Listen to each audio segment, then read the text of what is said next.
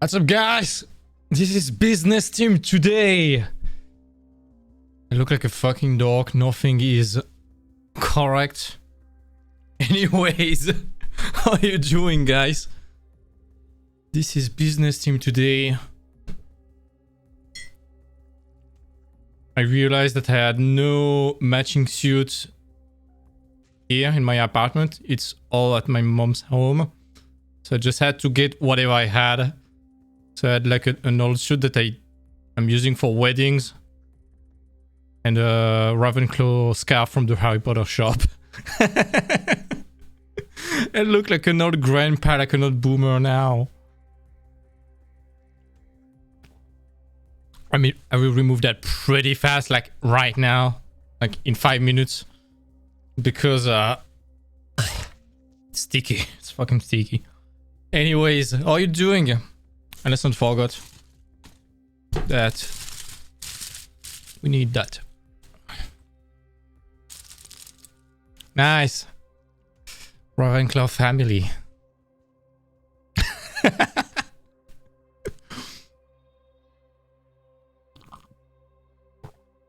I'm assuming that just with the picture, this is a serious stream already. Anyways. Hope you have been doing well, that your week was pretty nice, your day was cool. Today, we are talking about Unscripted by MG Demarco again. For the third time. There might be a fourth part for that lecture, because I just realized there is 30k characters to read today. So this might be a bit long for today's stream, we will see.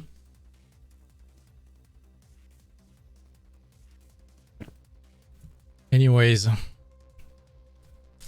just gonna remove that. It's so freaking hot. In a sec.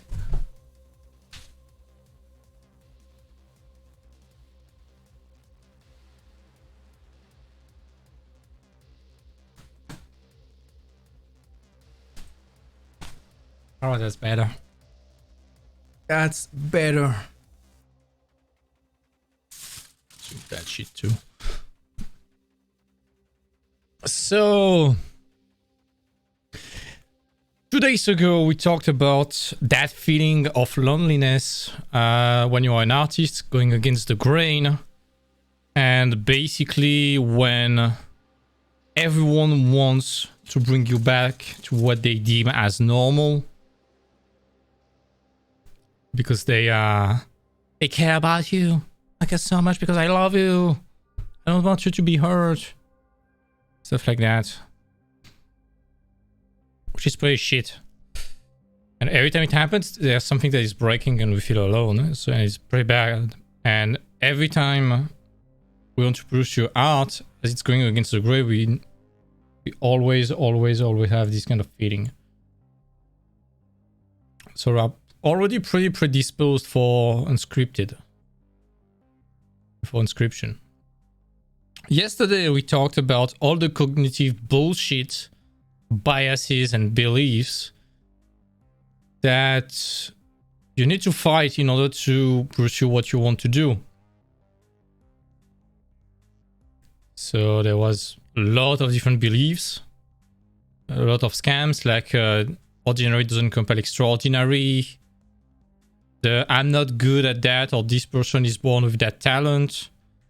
The consumption scam, how much time did that cost?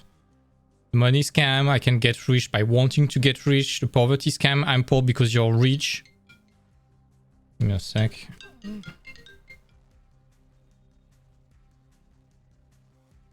The luck scam, you don't play, you don't win. The frugality scam, live poor, die rich. The compound interest scam, Wall Street ain't making you rich. We talked about the biases, your brain delusion. Refusing change. It's basically refusing excellence. You'd rather be right than rich. That's one of the biases. Then antithetical empathy. Those suffocating shouldn't hate air. And there is seminal washing. Unconventional compels conventional reactions. Podium popping. Why someone else's pen can't write your story. Survival spotlighting, failure keep their mouth closed. Momentum paralysis, why you can't move despite movement. Bullshit from bullshitters, so crutches, cliches, and cults. I must correct the cancer corollary that we talked about yesterday. It's basically pretty similar to what we said. It was the example of Barack Obama and stuff like that. Basically, there was, or like Kanye West or guys like that, there was some prejudice against them, but still they managed to rise to the top. That's how I say that. And basically when they have something that you need, their backstory and their background becomes irrelevant. So the example of the cancer corollary is basically, it's a very morbid example, but let's imagine you are diagnosed with final stage cancer. And there is one guy in the world willing to give you the cure, and it works. But this guy hated to make it. This guy has all the prejudice. He's like the worst person ever, but his product works. Technically, if you really want the product, you won't care about the person. An example is, for example, Steve Jobs. This guy was objectively a terrible person with his employees, but still everyone is buying his shit. So I just had to correct that. And also to get back on the Wonder Twin of epically bad advice, which is basically do what you like. That transforms into follow your passion. And this is where it was talking about you need to become passionate about what needs to be done. No, you need to be passionate about what you will become and not what needs to be done. Basically, you need to do something that you hate, but you need to be in love with the results. Sorry, I'm getting back in the stream. I'm a bit tired today. So yeah. And finally, we talked about the productocracy, aka how to print money and sleep well. By printing money, I mean legally. Figuratively printing money. And my cat is sleeping on my soundboard and I don't like that. Go on, kitty. Don't sleep on the sound card, please. There we go. So yeah, productocracy pulls money to the value creators. Business will grow organically through peer recommendation and repeat customers, compelled by a distinguished product/service not readily offered somewhere. The evidence of heavy advertising signifies an increased probability that a productocracy, an incredible tell-your-friend company, is not evident. If you make buying decisions based on advertising, instead buying decisions are made through social media, personal recommendations, and peer reviews. Perceived value hustlers are interested in having the best marketing, the best copy, and the best sales funnel, not the best product. So we're going to see exactly how to establish a productocracy and how to apply that to art.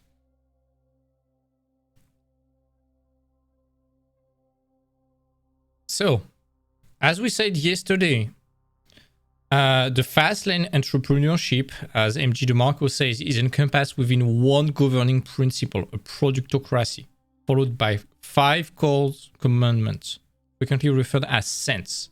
The Commandment of Control, Commandment of Entry, Commandment of Need, Commandment of Scale, and Commandment of Time. And by the way, I'm going to join the Discord. If you want to join and discuss with me, feel free to join.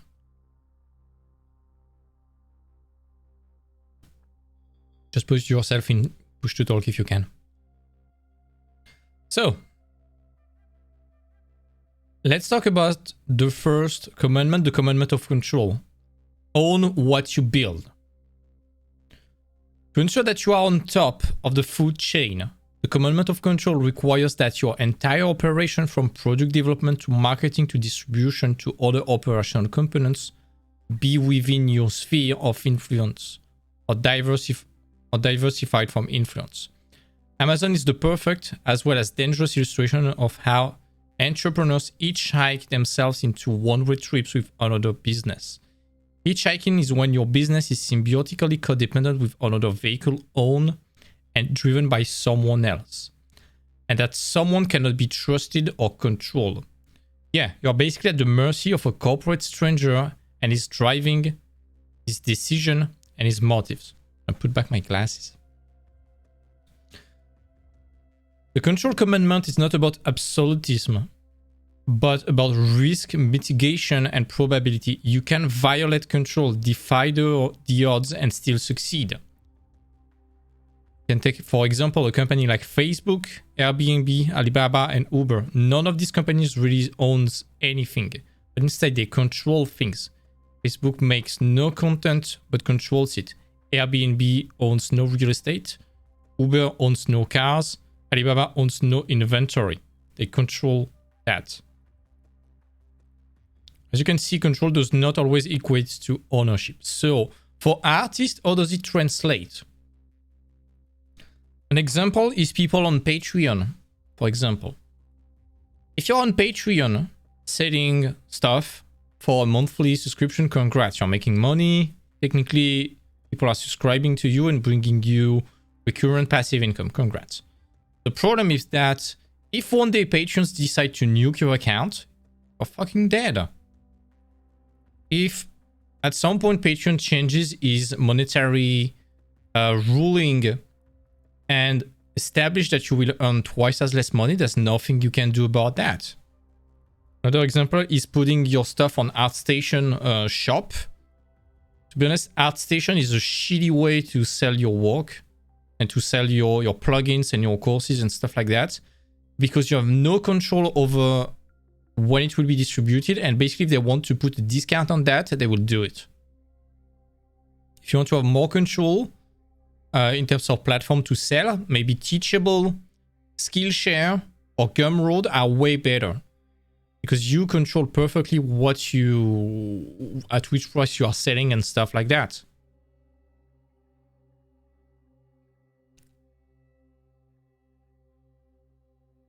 The other example of commandment of control is like if you are, for example, working for a regular client and one day that client doesn't want you anymore, doesn't need you. You're not in control of the business. You do not own any of the mechanics willing to give you money for your work. In some way, you are becoming dependent on that system. This is something we discussed yesterday, I think. Basically, when you are stuck within a company, you are becoming dependent. Remember the MODL citizenship that we discussed yesterday and 2 days ago? This is exactly that. You are becoming dependent.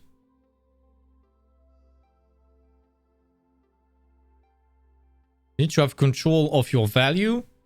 And that's why, let's say you're working in a company as an artist, you need to have options. If you have options, I'm not saying being unfaithful to companies, but just knowing that, let's say you're working at Ubisoft, also Activision wants you. EA wants you. DICE wants you. Stuff like that. And just the fact that you know that, at least you have options. And you have the control over your value. So if one company decides to ditch you, you can bounce to another company. Let's talk about the second commandment, Commandment of Entry. Difficulty is the opportunity. The Commandment of Entry states, as entry barriers to any business or startup process weaken or become easified, so does the strength or the potential of the opportunity. Simply put, the easier the opportunity, the worse it is. Conversely, the harder something is to solve, the greater the opportunity. Entrepreneurship is about problem solving, creating convenience, satisfying desire, and becoming valuable. If you're an entrepreneur scoping for ideas, the best are the hard ones because the difficulty represents the opportunity. When difficulty doesn't exist and the commandment of entry looms, another red flag is hoisted. You aren't solving any problem. The magnitude of a problem solved is the magnitude of the money you can make. That's why yesterday we were talking about this. This was solving a huge problem. You can access internet, information, chat with people, send photos, take photos, and do basically everything with that. So you're solving a big problem with that. A simple phone before the smartphone was just, hey, you can call someone probably in your same country, and send some shitty messages. And that's it. Sometimes you could surf online, but it was shit. When this came out, it fixed everything.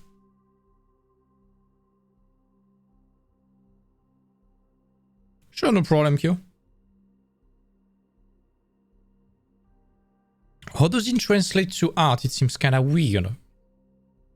This is something I talked about in previous videos, but it's basically you need to specialize into something. There are always exceptions of artists that are generic and generalist that are becoming pretty good. Fine. But you need to specialize as much as possible, especially at the beginning. At the beginning, you cannot be good in both character and environment unless you're a fucking superstar. It's very rare. In that case, you know about it. But otherwise, you need to specialize and choose one specification. This way, you are able to solve one problem very well. And the more specialized you become, the more scarce your service becomes too. Let's imagine you're working in the movie industry. You are specialized into simulating the bones and muscle under the skin of animals, or like the Lion King and stuff like that. I'm betting there are less than 5 people in the world willing and able to do that properly. So you are super rare. So this way, you are solving a big niche problem. Not every company will have that, but when a company has it, they need you desperately because there's no one else in the world to solve that problem.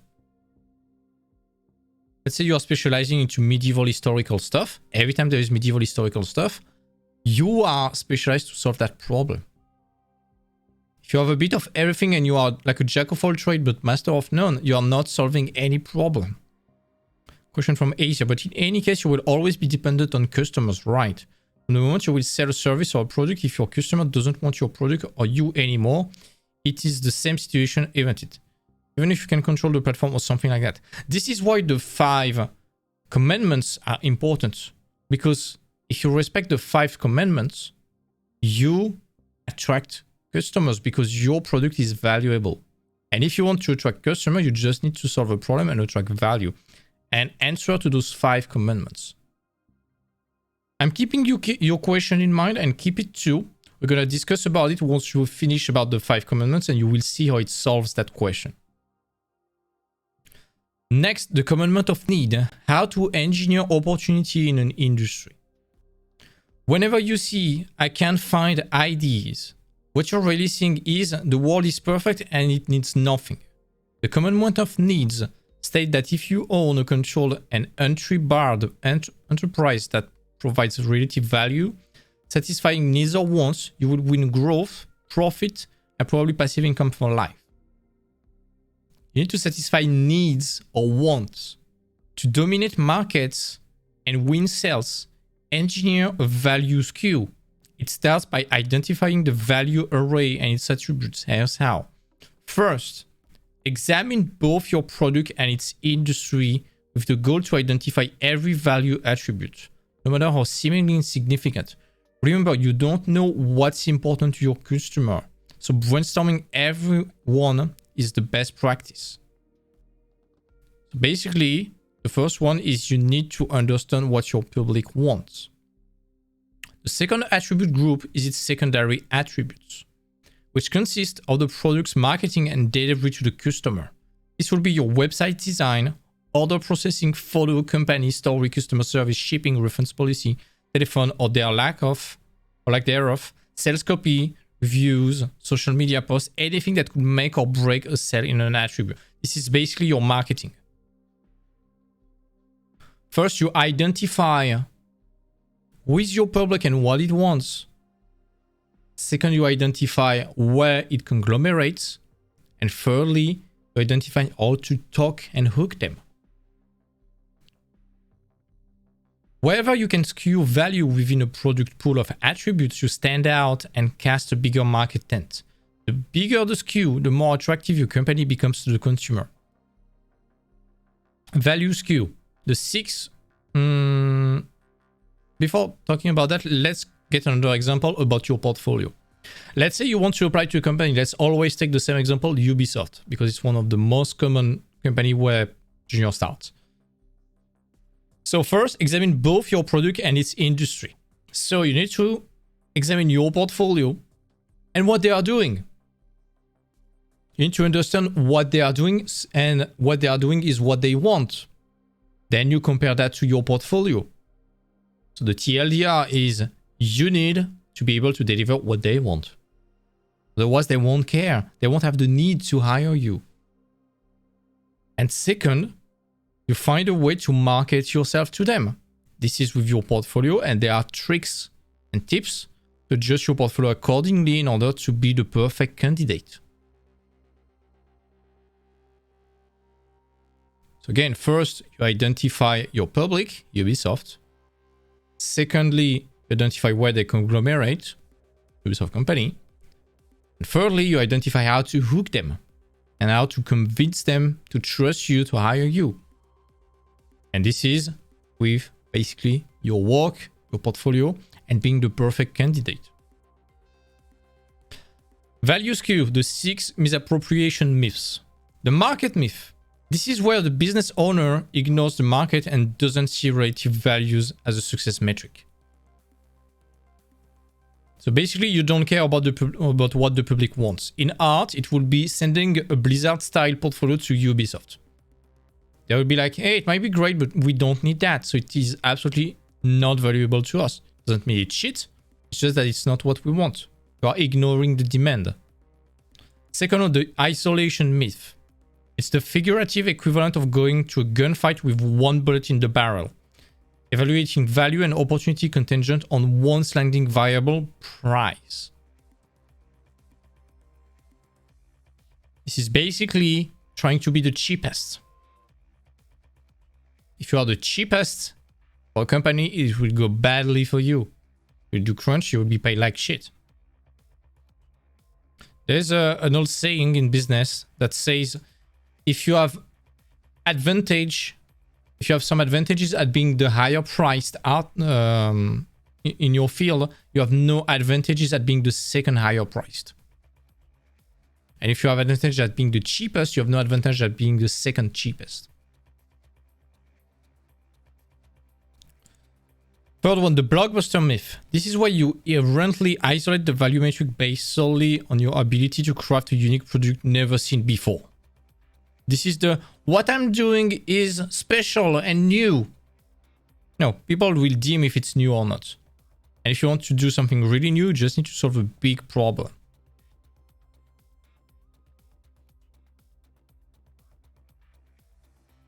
Four, the crowded room myth.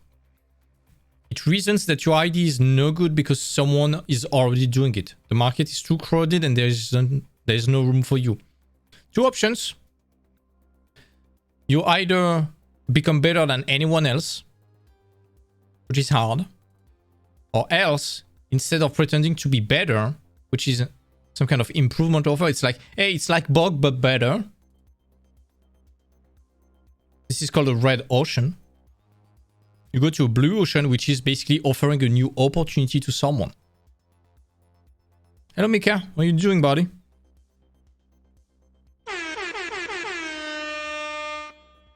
So basically, instead of doing the same stuff that everyone else, just offer a brand new opportunity. But you don't need to fall into the Blockbuster. This is a spectrum. The crowded room is like one side. The Blockbuster is the other. You need to have a perfect balance between being grounded, but still being unique in your art. And how you do that for your portfolio is you do exactly what the company wants, but you show the potential for more that is tied to you. The next myth, the empty room myth. This is the exact opposite. Once the entrepreneur discovers the room is empty, the idea is devalued based on the rationale, oh, there isn't a market for it.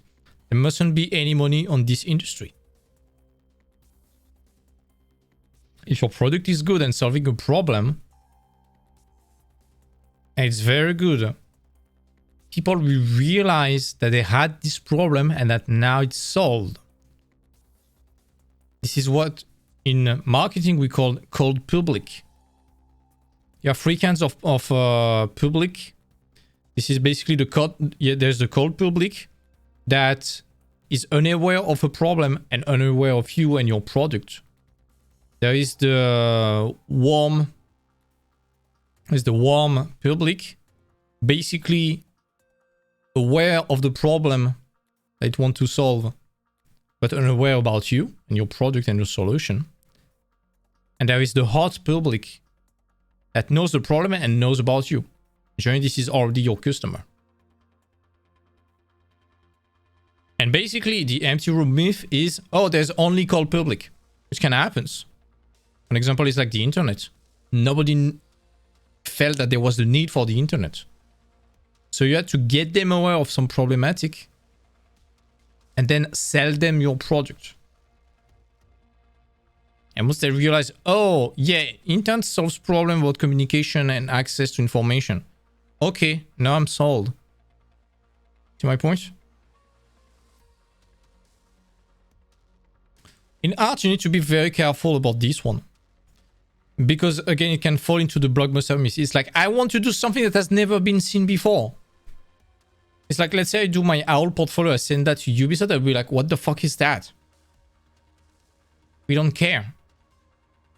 There might be a niche for it at some point, created by qualities of the portfolio, but you need to make sure that you are not presenting your product to a room that is not receptive to it.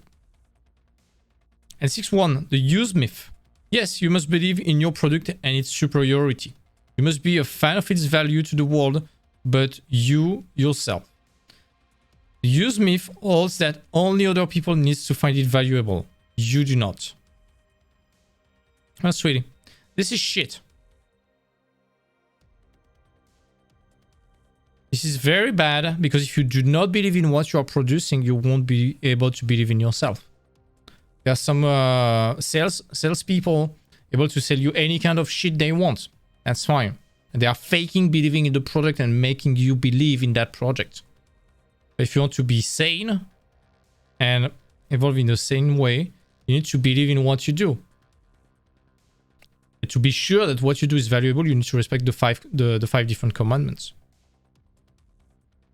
The book is talking about some fast lane ideas, 13 ways. Finding fast lane ideas and creating value comes from one of two sources. Innovation, you blaze your own path and do something never done before. Improvement, you tread an existing path to do something being done already, but do it better by skewing value attributes. Language, you need to pay attention to what you hate. So this is basically the first part, and the second part is language. Pay attention to what you hate, no matter how nuanced or stupid it might sound. What do you wish was easier, more convenient, less painful? You have an opportunity to solve a problem right now. Like, oh, I wish it was easier to send photos and big files on the internet. Boom, you have Mega, you have WeTransfer. Or I wish it was possible to do multi-stream. You have some apps for that. Or I wish it was possible to take notes in a journal way. Or there is Obsidian for that. Next, inconvenience. Anything inconvenient is an opportunity. The inconvenience can be the product itself or the process surrounding the product. Basically, when there's something annoying, that's an opportunity you need to fix it. So basically, let's take an example. Animating stuff was pretty annoying, and now you can do that in VR. Polygon limitation and texture limitation was super annoying in 3D. Now you have Unreal 5, they don't give a single fuck about that. You are solving a problem, and that's why Unreal 5 is fucking mind-blowing. Next one, simplification and or easification. Anything complicated which needs simplification is an opportunity. Again, Unreal 5, Blender. Blender is so good because it's so simple to use. Next one, wants. A want is something desired but not necessarily needed. Utility and functionality are secondary. Want opportunities are plentiful because demand can be influenced by marketing. This is basically convincing someone to buy some shit that they don't need.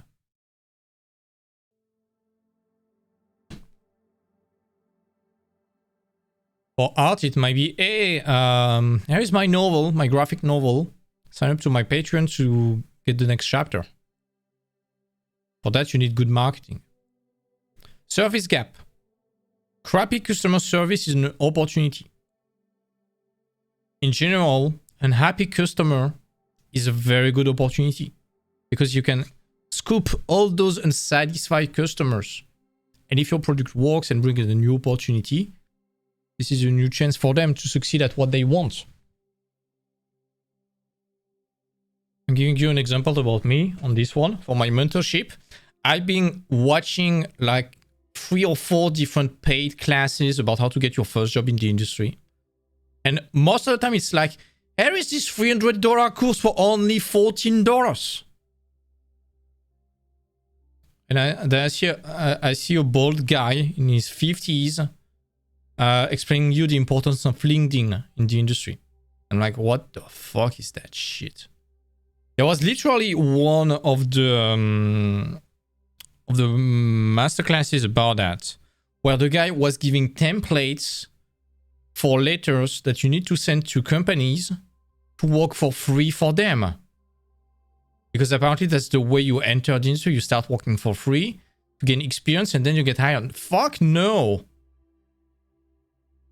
Fuck no, you don't work for fucking free. This is the best way to destroy your fucking dream. Because as there is no money, there's no structure towards your work. So they might be asking a shit ton of stuff from you. I'm always shocked to see that a lot of opinions were pretty happy about that. Like, oh my god, this is so good. No, you don't get a single job with that shit.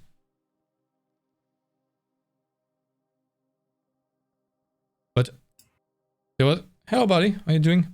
Hey, man, I'm doing good. I really want to talk, during the conversation, but man, my roommates are about to party, and I'm sorry if there's like really loud noises in the background. That's fine. That's fine. But yeah, continue. Really interesting topic. Cool. But yeah, about those mentorships and stuff like that, all those unsatisfied customers, these are the ones I would like to grab. Because I want to bring them that new opportunity to them. Exposing the codes in my matrix now, but whatever. But yeah, every time you see someone unsatisfied, that's an opportunity, basically. So when everyone is complaining about some stuff, like again, polygon limitation, or VRAM limitation in the industry, that's where you can solve it. And Unreal 5 is solving that perfectly. Or out of core memory, for example, for V-Ray or Octane, for example. 8. Geographical arbitrage or changing the problem. It's basically taking something common in your area and repositioning it to an area where there is an inadequate supply. Something you can do with art is, for example, be ahead of time. This is exactly what happened to me when I got my first job. I was taking something that was common, 3D and matte painting. But I was bringing that. I was amongst the very few, at the time at least, to be able to bring that to concept art and to design. That's how I was bringing value. Now everyone is able to do that now, so it's not a problem anymore. It's not. There's not enough. There's enough supply basically now, so this is not a problem anymore. But at the time, it was a huge problem. 9. Crowd feeding entry violation. The best opportunities rarely come from joining the crowd, but serving it. This is one of the Commandment of Entry. Basically, you can either tell to people, hey, I'm exactly like you, and this goes nowhere basically. Or else you can basically tell them, hey, this is useful for you. You're showing that you want to serve them basically. This one is pretty self-explanatory. 10. Value arbitrage. The mechanism behind value arbitrage is simply adding value. This is as simple as that. In the art industry, it might be, hey, let's say I'm doing the environment design with a 3D sketch. It's taking me 1 week and I'm paid $2K to make that picture. Once this picture is made, there will be a team of 10 people working for 2 weeks each on that scene. They are also paid $2K per week. So I'm paid $2K for 1 week. And then it will dictate $40K worth of budget developing that stuff. Let's say with my 3D scene that I'm providing the team with, everyone is working 1 day less per week. I'm saving 14 days. So technically I could ask for maybe twice as much and they are still saving money because I'm making them save money. And this is how you add value. You save other people's time. Next, repurposing. It's taking various raw materials and reusing them for some other purpose not easily recognized. Example with photo bashing and 3D is the good example. Same with using Blender or VR or Quill or software that is not used for something and you tweak it. And you use that for something else. It's a good way to do. Look at Jama. This is all the time what he's doing. All the time. Using Octane to generate terrain. Using 3D code. That is technically a sculpting and painting tool to create architecture with displacement map. Using Gravity Sketch, which is technically quote unquote a CAD program to create hard surface and crazy posing. Jama is always doing that. All the time. Using Unreal for concept art. Using the 3D tool in Photoshop to create perspective and stuff like that. Next, marketing arbitrage. The truth is, the world is full of shitty marketers, bad salesmen, and poor communicators. You can create the greatest product on the planet or no one will know about it. And no one will know about it with poor marketing. If you can't persuade or motivate someone to buy and try, you will fail. It's exactly what we said yesterday. You can have the best product in the world, but shitty marketing, you won't sell shit. You can have the shittiest product in the world, but excellent marketing, you will still sell. 13. Overcapitalism is when any business organization abandons its original value, creating mission, and instead prioritize profit. So much that it's disgustingly obvious. Just look at all the microtransactions in video games. This is the perfect archetype of that. You know, when you see the next Battlefield or Call of Duty, that they're doing that for the money, not for the game. They don't give a fuck. It's just to milk you. 14. Stakeholder demotions. Stakeholder demotions usually begins once a company receives outside funding as customer satisfaction. As customer satisfaction becomes secondary to investor satisfaction. Return on interest. Again, we see that a lot with, for example, Activision Blizzard. Since they joined Activision, they were about profitability and not making good games. A lot of their popularity crumbled. Same with Destiny. It was still belonging to Activision. Bungie was belonging to Activision too.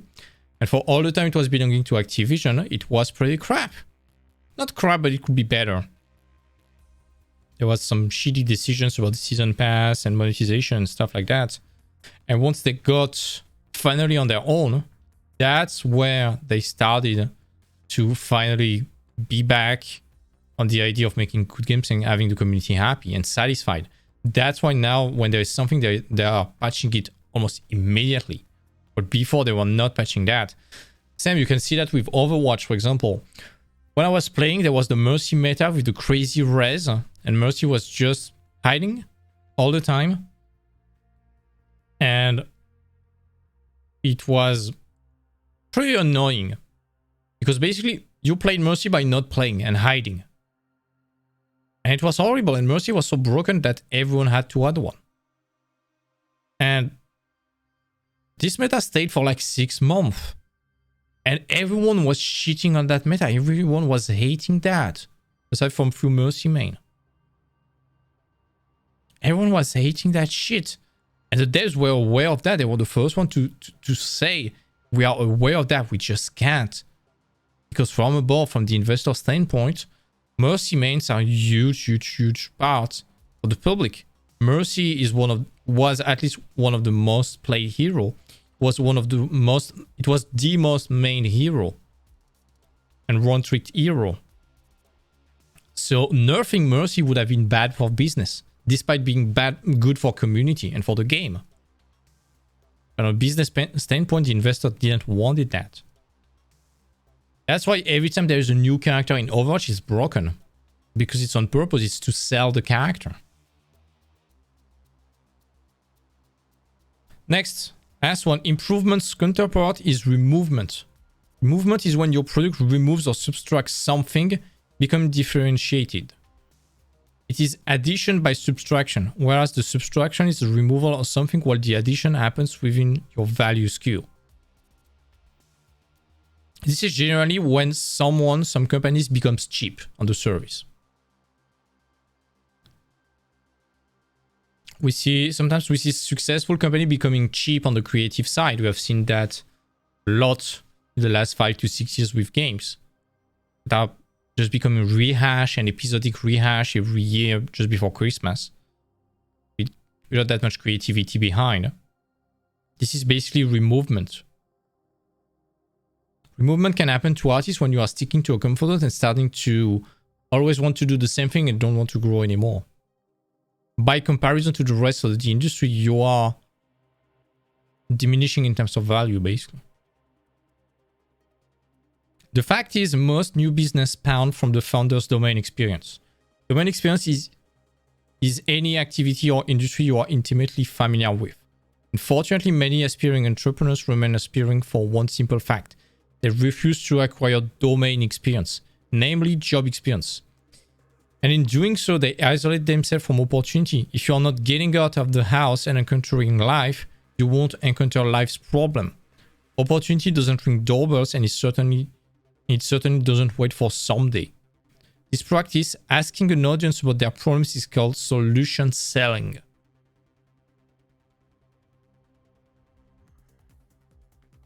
Again, asking an audience about their problem is called solution selling. In the industry, by you doing an appropriate portfolio catered towards one specific company, is solution selling, because they have that problem of oh shit, every junior we need to train them for 6 months before they start being profitable. And with you it's like, oh, we only have to train that person for 2 weeks. That's cool. You are selling solution. Make sense?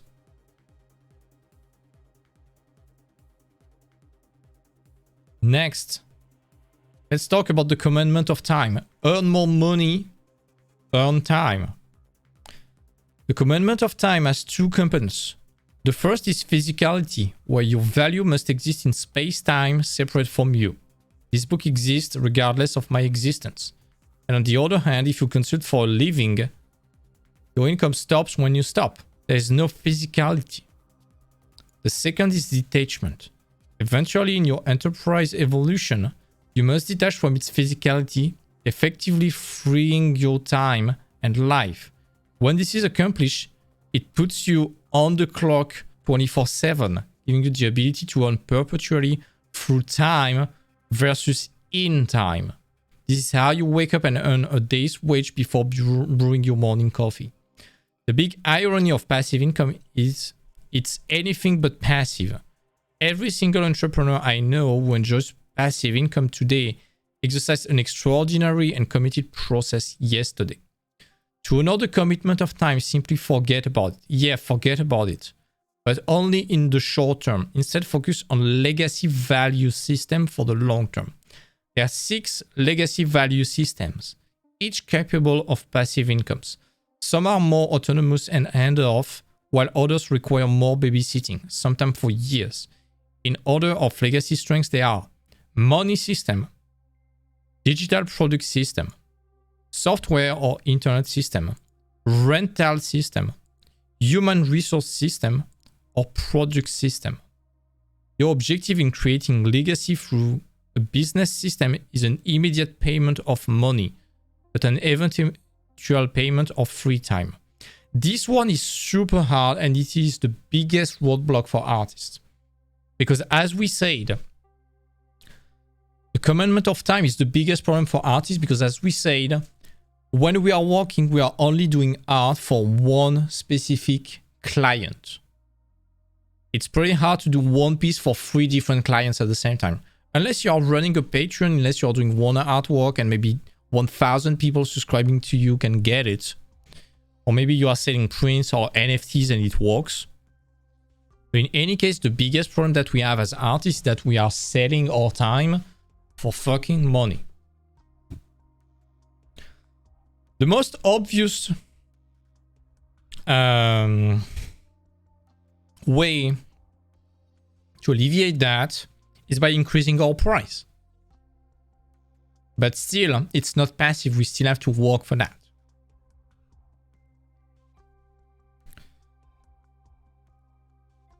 In my opinion, for artists, we have 2 main options for maybe 3. But we have very few options for artists. The first one is digital product system. Basically, you are selling something digital thanks to the internet. So it might be like tutorials, education. Education in general is pretty good. It might also be a software, a plugin, a pack of brush, a script that you have done for Photoshop or ZBrush, whatever. A shader system. Something that is sold online, and whether you are sleeping or not, it's selling automatically. So it can scale. The internet doesn't care if it sells to only 1 person today or to million today. Maybe the server will get clogged a bit, but outside of that, there's no problem. Second option might be rental system. This is like a Patreon. This is technically a rental system. You still have to work a bit for it, but this is a rental system because people are paying you every month. There might also be the product system if you are selling something physical. But with product system comes a great problem, is that you have to handle shipping and all the shit coming with that.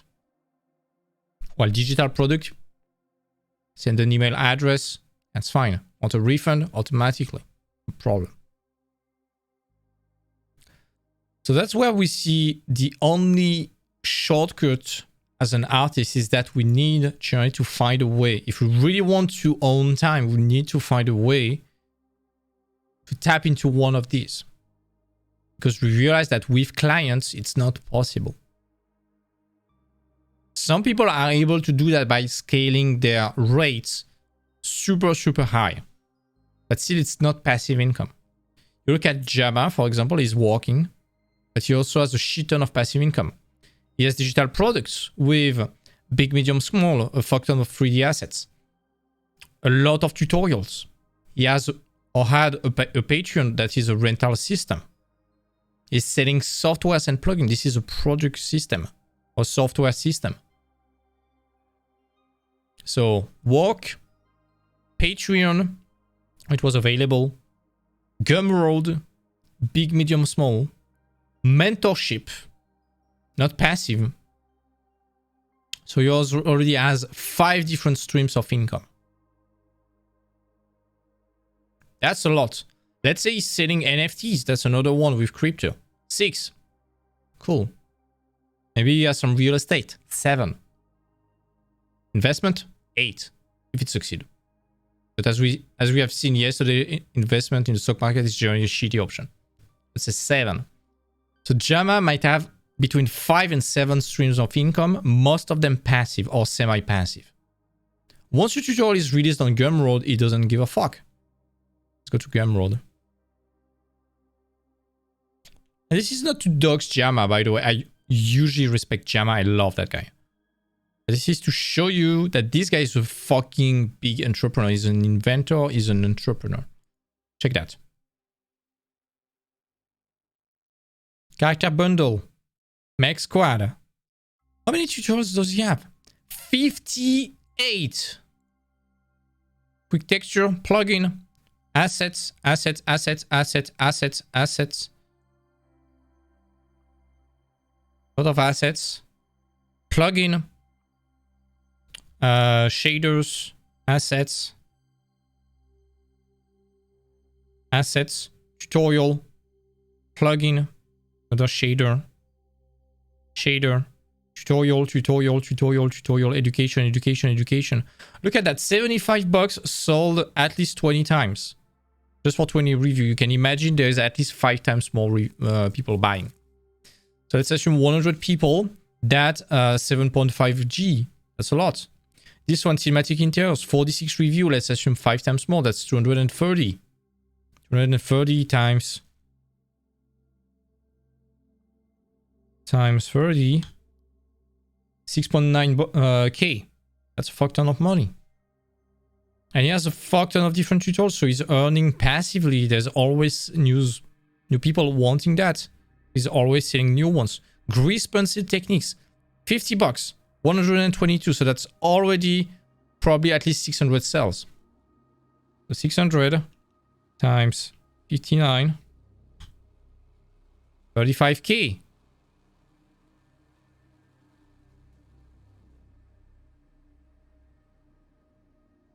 Plus his mentorship, plus big, medium, small on the website, plus Patreon, plus his income as an art director. He's earning way above $1 million per year. No problem about that. Good on him. Good on him.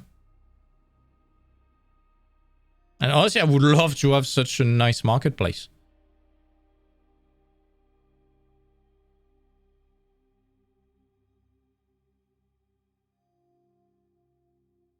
You don't need to be a master to sell tutorials. You just need to be just above the people that you are teaching at. There are people way better than me at composition and drawing. But still, I'm able to teach environment design, composition, and Photoshop. Yet they are still masters way better than me at that. I'm just one step ahead of the students. You don't need to be a master to sell your knowledge. I guess it's really important to be smart when it comes to the market. Yeah. Always think with, you know, 1 step forward, maybe 2 steps forward. And oh yeah, with JAMA, he's really he's a big inventor and investor also to create like new plugins, new tools. Oh basically. yeah. It's like a evolution, so to say, revolution. You know, with the gadgets and presets, and there's a reason why he's famous for that. He's creating something completely new and useful. Yeah. And people will definitely buy it. And plus, it's not that expensive, you know, like the plugin. It's like $5, maybe $10. You can definitely, you know, work for 1 hour, get like $15. I mean, it depends where you work at, obviously. But I mean, dude, a really useful plugin will absolutely help your workflow. Yeah. It's gonna be efficient and it's gonna improve your quality. Yeah. If it saves you like 1 hour of work per artwork, that's a shit ton of money. That's a lot of money. Yes. The masters who are above me, maybe they will judge me or they don't give me a damn fuck. Technically, a master, someone willing to teach won't judge you badly. Otherwise, they won't be teaching. If they want to, if they are teaching, it means that they want to help. If they are genuinely wanting to help you, they shouldn't be judgmental, or at least in a constructive way. But when we look at JAMA with the different Fastlane IDs, innovation is definitely into innovation. Improvement, definitely.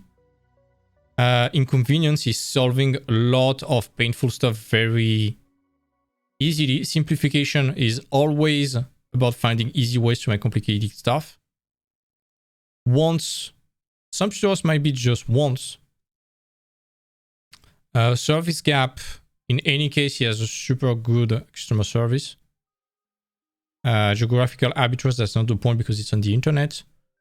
Code feed entry violations is serving the crowd, is serving the artist. Again, sticking to all of that, so no wonder it works.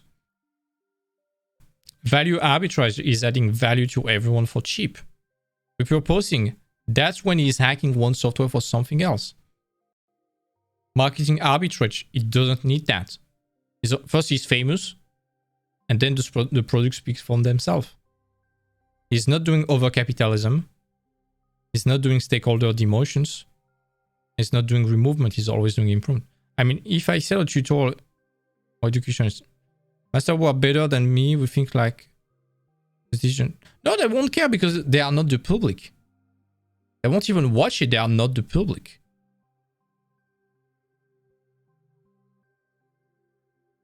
So if they are not your public, you don't care. That's what we say with the commandment of need. You need to identify your dream customer, figure out where they conglomerate, and then figure out how to get them. And professionals better than you are not your ideal customers. They are not your customer at all. Your dream customer will be people maybe starting from scratch. You can sell a tutorial about how to handle the Photoshop UI. It might be pretty good. To learn everything about Photoshop UI, it might be a fantastic idea.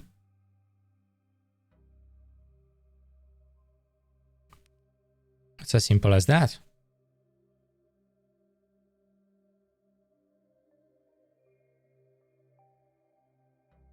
And we'll see with Jama the different commandments once we are done with them. So, commandment of time is done. Now, next one, commandment of scale. Win life and liberty, not dinner and a movie. Scale instructs that legacy value systems must be replicated through mass or magnitude while making a profitable impact. The four definitive components are legacy value system, replication, mass or magnitude, and profitable impact. So legacy value system is, are you bringing something to the table? Are you leaving a legacy? When Jama is releasing a plugin, it's pushing the industry forward, it's leaving a legacy. Replication, can you replicate the sales process? Jama can.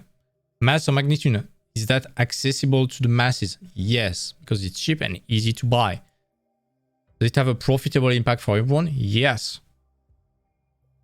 So it should scale. Expected value is the expected outcome of many occurrences. For expected value to work, you need occurrences. In entrepreneurships, we call occurrence failures. The more lives you impact in either scale or magnitude, the more money you will make. In other words, impact millions to make millions. If there ever was a secret to wealth, both monetarily and spiritually, it's impact millions.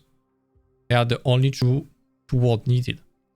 There are basically three scale strategies, each with their own internal challenge. They are, first one, a customer strategy. Need to attract bigger and more numerous customers. Then there's a unit strategy. It's basically a local business iterated in multiple markets through replication, chains, network marketing, or franchising. So basically you are selling on different places. And channel strategy, instead of selling directly to the customer, a customer strategy, your product is sold through a channel or distribution center. With a channel strategy, your challenge isn't selling to your end user, but selling wholesalers, the decision makers of the channel. This is basically selling something for cheap. And for the masses, like a Patreon or like a simple $5 plugin.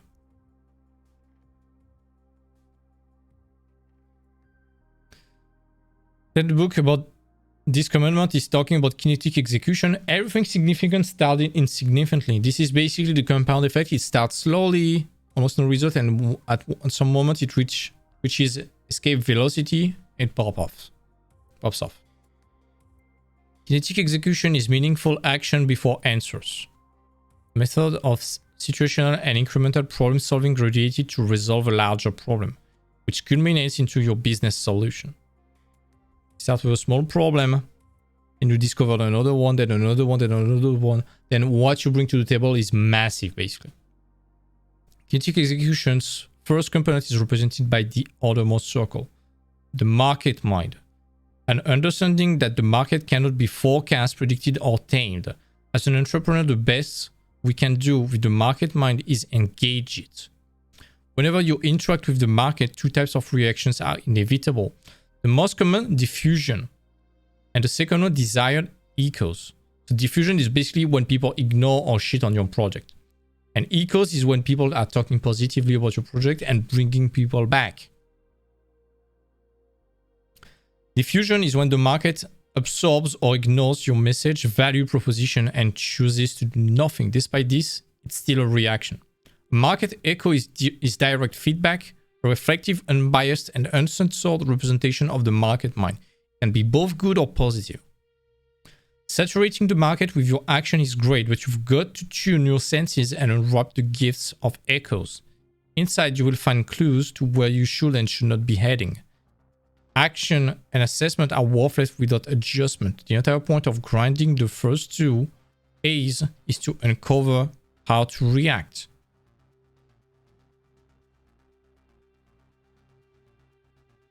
So basically, if your product is good, it will start talking for itself. This is why Jama's plugins, everyone is talking about them. I'm talking about them. What I'm doing right now is not to chill. I have no actions in Jama stocks. It doesn't even have.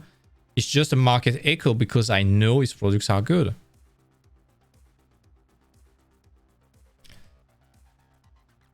Then the book describes something called the 7 P's of process. Go from ID to productocracy. Kinetic execution's final sequence is represented by the innermost circle and the customer life cycle, the 7 P's of the process. The 7 P's are where shit gets done. First, plan, but don't go crazy. The kinetic execution planning phase is relatively short and confirms the strength of your opportunity by a sense evaluation. Then, control. Does your solution have a primary dependence? Does your solution have any primary dependence for execution? If so, what control risk can be mitigated? Does your solution have secondary dependence, partners, suppliers, manufacturing, importers, channels? So this is basically... So first you need to plan. This is as simple. You need to make sure that it ticks the 5 boxes. Then control.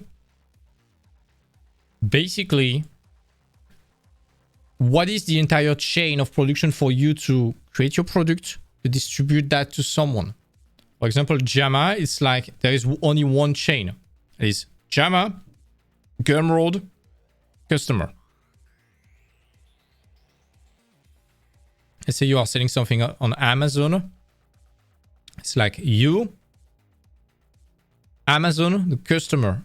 But nearby Amazon, there is also the supply chain, the delivery, and the inventory. There are way more factors. And if one fails, the entire chain fails. That's why selling physical stuff is shit in general, because you have to handle shipping and inventory and storing and customer service and the mailing system losing your shit and customer being unhappy and stuff like that. If it's digital, you have nothing to do. It's automated. 3. Entry. What are the entry barriers for your solution? What key resources, assets, or relationships strengthens and can strengthen your entry walls? Does your solution require substantial resource input and or coordination for execution? Is the concept to launch 2 days or 2 months? How will your competitors respond to your solution? And can you sustain their adjustments? This is basically about making sure that your system remains relevant, that your art remains relevant. That's why I'm telling all the time to artists that if you are not living up, you are going down, because other people are solving your problems better now. And according to the law of entry, to the commitment of entry, they are basically stealing your customers indirectly. That's why you need to sustain adjustment. You need to live up to their adjustment too. You need to keep up with that. 4. Need. Have you identified all the value attributes within your industry? Is your proposed queue strong enough to adequately firm a unique selling proposition relevant to the target customer? Can you effectively communicate these values queue to your target customer? How is your solution monetized? What are your primary and secondary revenue models? This is basically the business plan and the marketing plan. 5. Time. What resources, if any, are needed to dissolve your solution from your time? What dependencies are needed to dissolve your solution from your time? What are the future changes for this requirement? This is basically how can you automate that? How can you earn more while spending less time? So what we are doing generally as artists is increase our price. If we find a way to scale what we are doing or to find a scalable way of earning money, we are slowly detaching us from the time needed for it to work. 6. Scale. Are there existing mediums, channels, or partners that can reach large numbers of your target market? What is your solution scaling economy and their resources? Funding, infrastructures, and human capital required to scale it. Are there any scale challenges in the cost structure and or supply chain? Something you can do to scale it, for example, is reach a broader audience. Maybe with Facebook ads or Instagram ads and stuff like that. Can you have artists or other superstars cheating your work for you?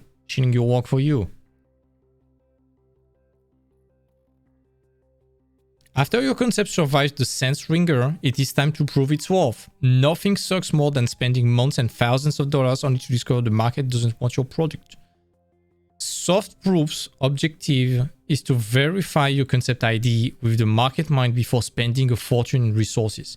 In entrepreneurial circles, the soft proof is often referred as validation. You can soft proof your concept either indirectly or directly using 6 different methods. Language patterns. Are people talking positively or negatively about that? I wish it was better. I wish there was this. I wish there was this. This is basically room for improvement. Or, oh my god, this is already banger. This changed my life. Cool. Seems that it works. Need to get other validations about that. Channel research. Do your research and make sure that you are answering all the problems. Search volume. This is basically how do you get more customers? Ask and interview the market about what they want to better serve them. And do some market simulation. Basically, this is basically again the business plan. For example, capture email address. They are circumstantial soft proof. Cache is a verdict and hard proof. Once your ID is soft proven, you're ready to draft through process path. The key for an effective process path is to define the major action block and their requirements while eliminating unnecessary action and their costs. After outlining the process path and confirming soft proof, you probably need a functional prototype. For digital service, this is your beta version. Your objective in the prototype stage isn't a feature-rich masterpiece, but something simplistic yet valuable and economically demandable to the market mind. In the end, it must do what you claim. The prototype stage is the valley within the desert of desertion where entrepreneurs are clubbed with shiny object syndrome. Every idea seems better and easier than the one they are working on. With no feedback loop, zero sales, emails, or market resonance, for months the motivation circle stalls and passion can quit us. This is normal. Expect a long and lonely walk. Mud through it and let the market mind light the way. Again, this is the compound effect in action. For months you have nothing, you're working for zero, and at some point 1, 2, 4, 10, 100, 1000. It goes exponential.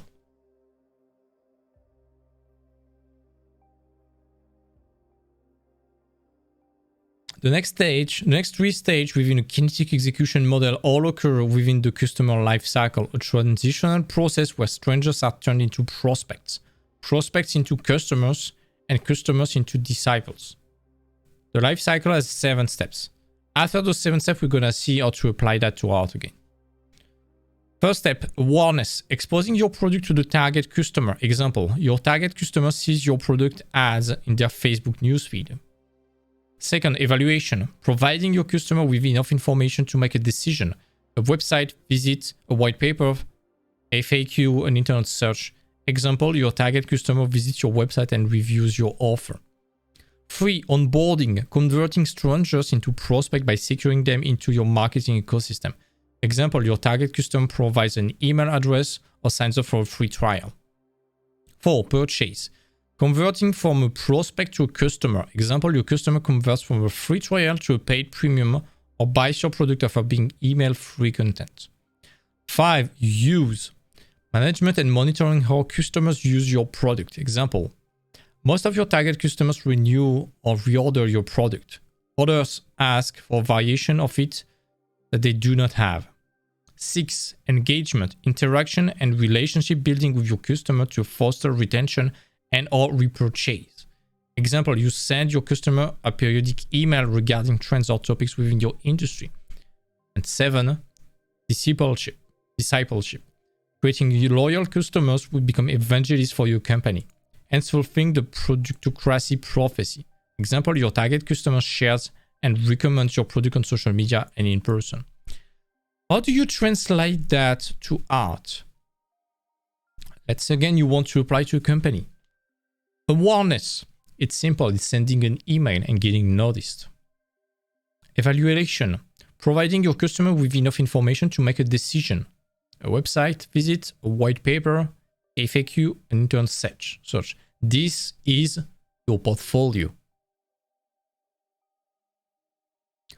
Onboarding, converting strangers into prospects by securing them into your marketing ecosystem. This is your cover letter, your portfolio again, resume, your art test, and then your interview. Purchase, converting from a prospect to a customer. This is when you get a job, when you sign the deal with them and they accept to hire you. Use. This is basically when you are working for them. Engagement, interactions, and relationship building with your customer to foster retention and or repurchase. This is when they want to keep you in the company, when they want to give you a better job, better position, better salary, something like that. And discipleship, creating loyal customers who become evangelists for your company. This is when they recommend you.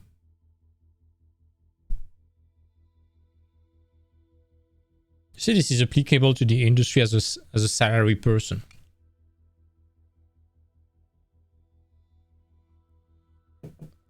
Only act, assess, and adjust can flag a failure worthy of, okay, this didn't work, next ID. 1. Checklist your channel. Are you sure you are leveraging the right channel with the right targeting measures? Or is there a better medium to reach your audience? This is basically, are you sure that the portfolio that you are sending to Ubisoft is catered towards Ubisoft and not Blizzard? Checklist your reach. Check the sample size and ensure it's large enough to warrant conclusion about its data.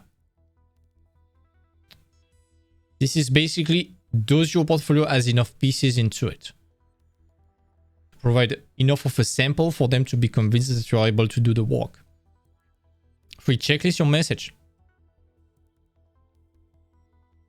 Most launch failures are from failed offers, not from failed products. It's exactly what I say. If you are sending a Blizzard portfolio to Ubisoft, it's not a failed product, it's a failed offer.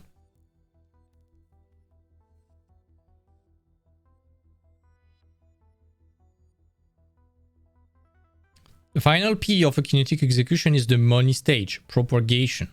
This is where millionaires and billionaires are created. It's wide growth, scales, and exposing your productocracy to the masses. Regardless of industry, propagating a productocracy is accomplished by rich expansion, channel expansion, and network expansion. Reach expansion, channel expansion, and or network expansion. Basically scaling your possible amount of customers. Preservation of cash and its ultimate redirection into growth is the only thing that matters. So basically every money that you have, you need to invest it back to what earns money to scale it and earn even more. This is why we always talk about invest in your education. Always buy tutorials that bring value to the table. You're an artist, you have 2 Gs, do a mentorship with Jama, do a brainstorm course, something like that. It will bring you so much. Do a masterclass. Sometimes with the tutorials, for example, when you go on Gumroad and when you see a really interesting title like Advanced Techniques, 2D Techniques, 3D Techniques, you buy the tutorial, and the tutorial itself isn't quite advanced. You know, the knowledge can be acquired by doing experiments, you know, by doing, it's quite an intuitive work, right? Like, for example, photo bashing, using the layer modes, you know, apparently that's considered to be advanced if we follow along the tutorial from the Gumroad, right? That's kind of scammy in a way. If you know what I'm trying to say. I mean, it could be quite advanced for someone who's starting out in the beginning stages of doing digital art, but when someone is searching for a new technique, you know, to, let's say, improve their workflow, that's, I mean, I just wasted money. I have a rule of thumb for Gumroad. If it's under $30, it's not worth it. Unless it's a plugin or something like that. Yeah. If it's a plugin, then yes, you know, it's nice to invest in that. It's also nice to do a little bit of research of the seller, like stuff like that. I would not buy stuff from someone I don't know about. If it's like a Joe Bob, the artist, and I don't know who he is. It's like a no-name in the industry. I'm not very motivated unless I really see the product and it's really addressing one of my needs. Yes. But generally, you can't really go wrong with some big figures like Jama or Tanzana or stuff like that. Those are professionals and they actually prove themselves. With, you know, you can see the work and they can effortlessly do it. Another thing is, even I've seen like really good sellers. They're not well known. They're like gems, you know, hidden gems on Gumroad. Yeah, they are. Sure. It's really nice to see that, you know, they include images from the, you know, from the video, or maybe a sample video of them explaining something really cool and useful. That can be also nice. You know, I will definitely support that artist and, you know, make them a little bit happy. Either the tutorial is really right from the beginning showing you that it will solve a problem that you want to solve, or else it's from someone that is really reliable and you can trust that person. I have an example about, for example, I don't know if you heard about this artist called Anthony Jones. Of course. Have you seen his Gumroad? Yeah, it's loaded with tutorials and tutorials. It's a mess. It's a fucking mess. And to be honest, this is not to shit on this guy, but when I see his Gumroad, this is kind of discouraging because I'm like, where do I start? And what about just a course on lighting? So it's kind of hard to believe that a $5 tutorials will change my career. It's kind of hard. So I'm not expecting a $5 tutorials to change my life for 20 years. While when you see, for example, Florent Lebrun with like a $50 tutorials about how to use scattering on Blender, this is very specific, but you know what it's about. Same with Dana Warrior, it's like $30, but it's like one picture from a Naughty Dog artist from start to finish, and you know what it's about.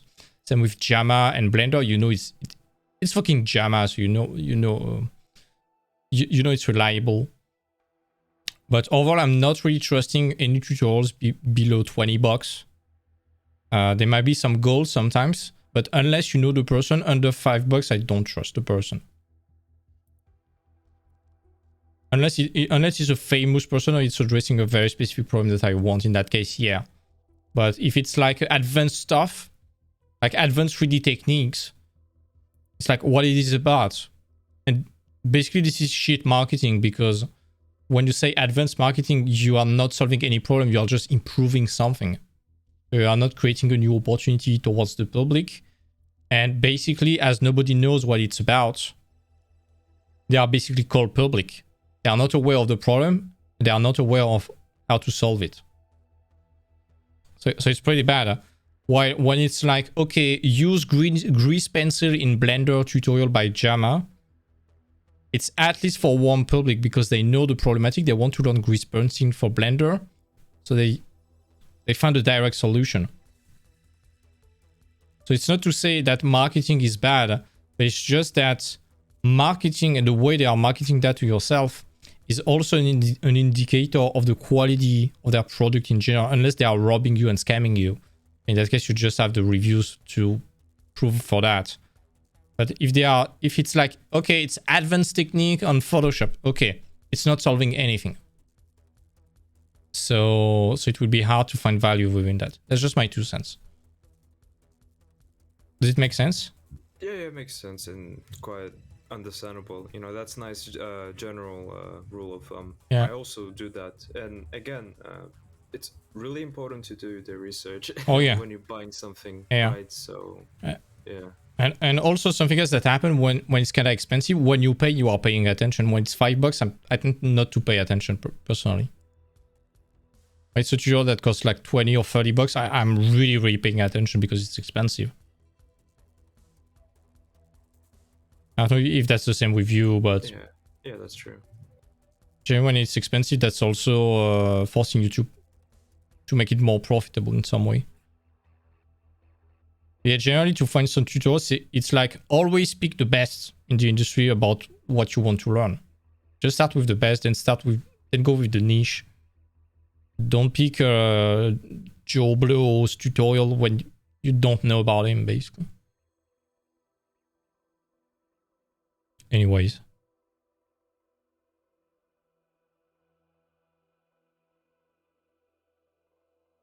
So, now the book is talking about 13 practice to make execution matter. First one, expect difficulty and deviation. So don't be attached to the initial product. Be willing to change it. And be willing to admit that it would be difficult to tweak it perfectly. Second is be faithfully monogamous to your project. Because when it's hard, when there's no feedback, you'll be tempted to ditch that out and find another one that is shiny because you haven't tried it yet and haven't crushed yourself against the wall. So be faithfully monogamous to your ID until you have, unless you have really proven that it's garbage and it needs to be changed. But if technically the book is assuming that you have been following all of that and checking all the ticking box before. Third one, balance is bullshit. The escape from conventional living is paved by doing the opposite of what conventional wisdom preaches. Great results come from great imbalances.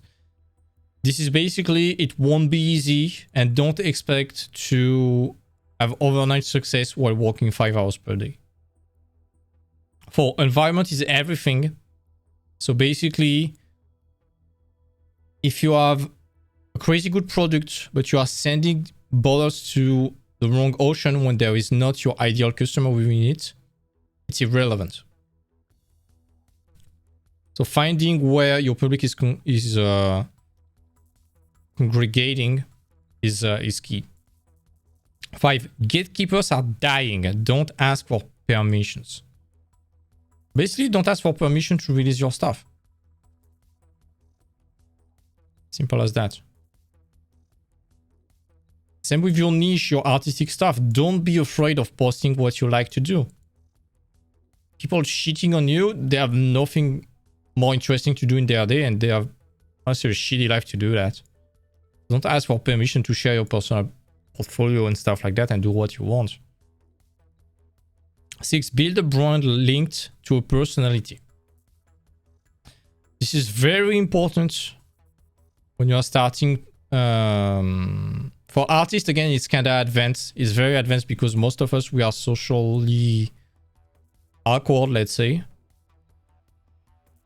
But some big people, they have a brand attached to them. I'm always thinking, let's take Jama again. Jama, when I think about Jama, I'm thinking about a guy that is always smiling, always happy about what he does, super enthusiastic and willing to help you. And willing to not count hours when helping you. That's the brand attached to Jama. Plus, crazy good artwork, minimalistic style, dynamic composition, nice shapes, painterly style. When I think about Rafael Lacoste, I'm thinking about someone that is very professional. Very professional, very territorial on his work, but that totally deserves that. And is sticking to that attitude of someone that is basically a rock star, and he knows that he needs to protect himself from a lot of very interested people. So he has to act in a very professional way. When I think about Goro Fujita, I think about a guy cracking jokes all the time.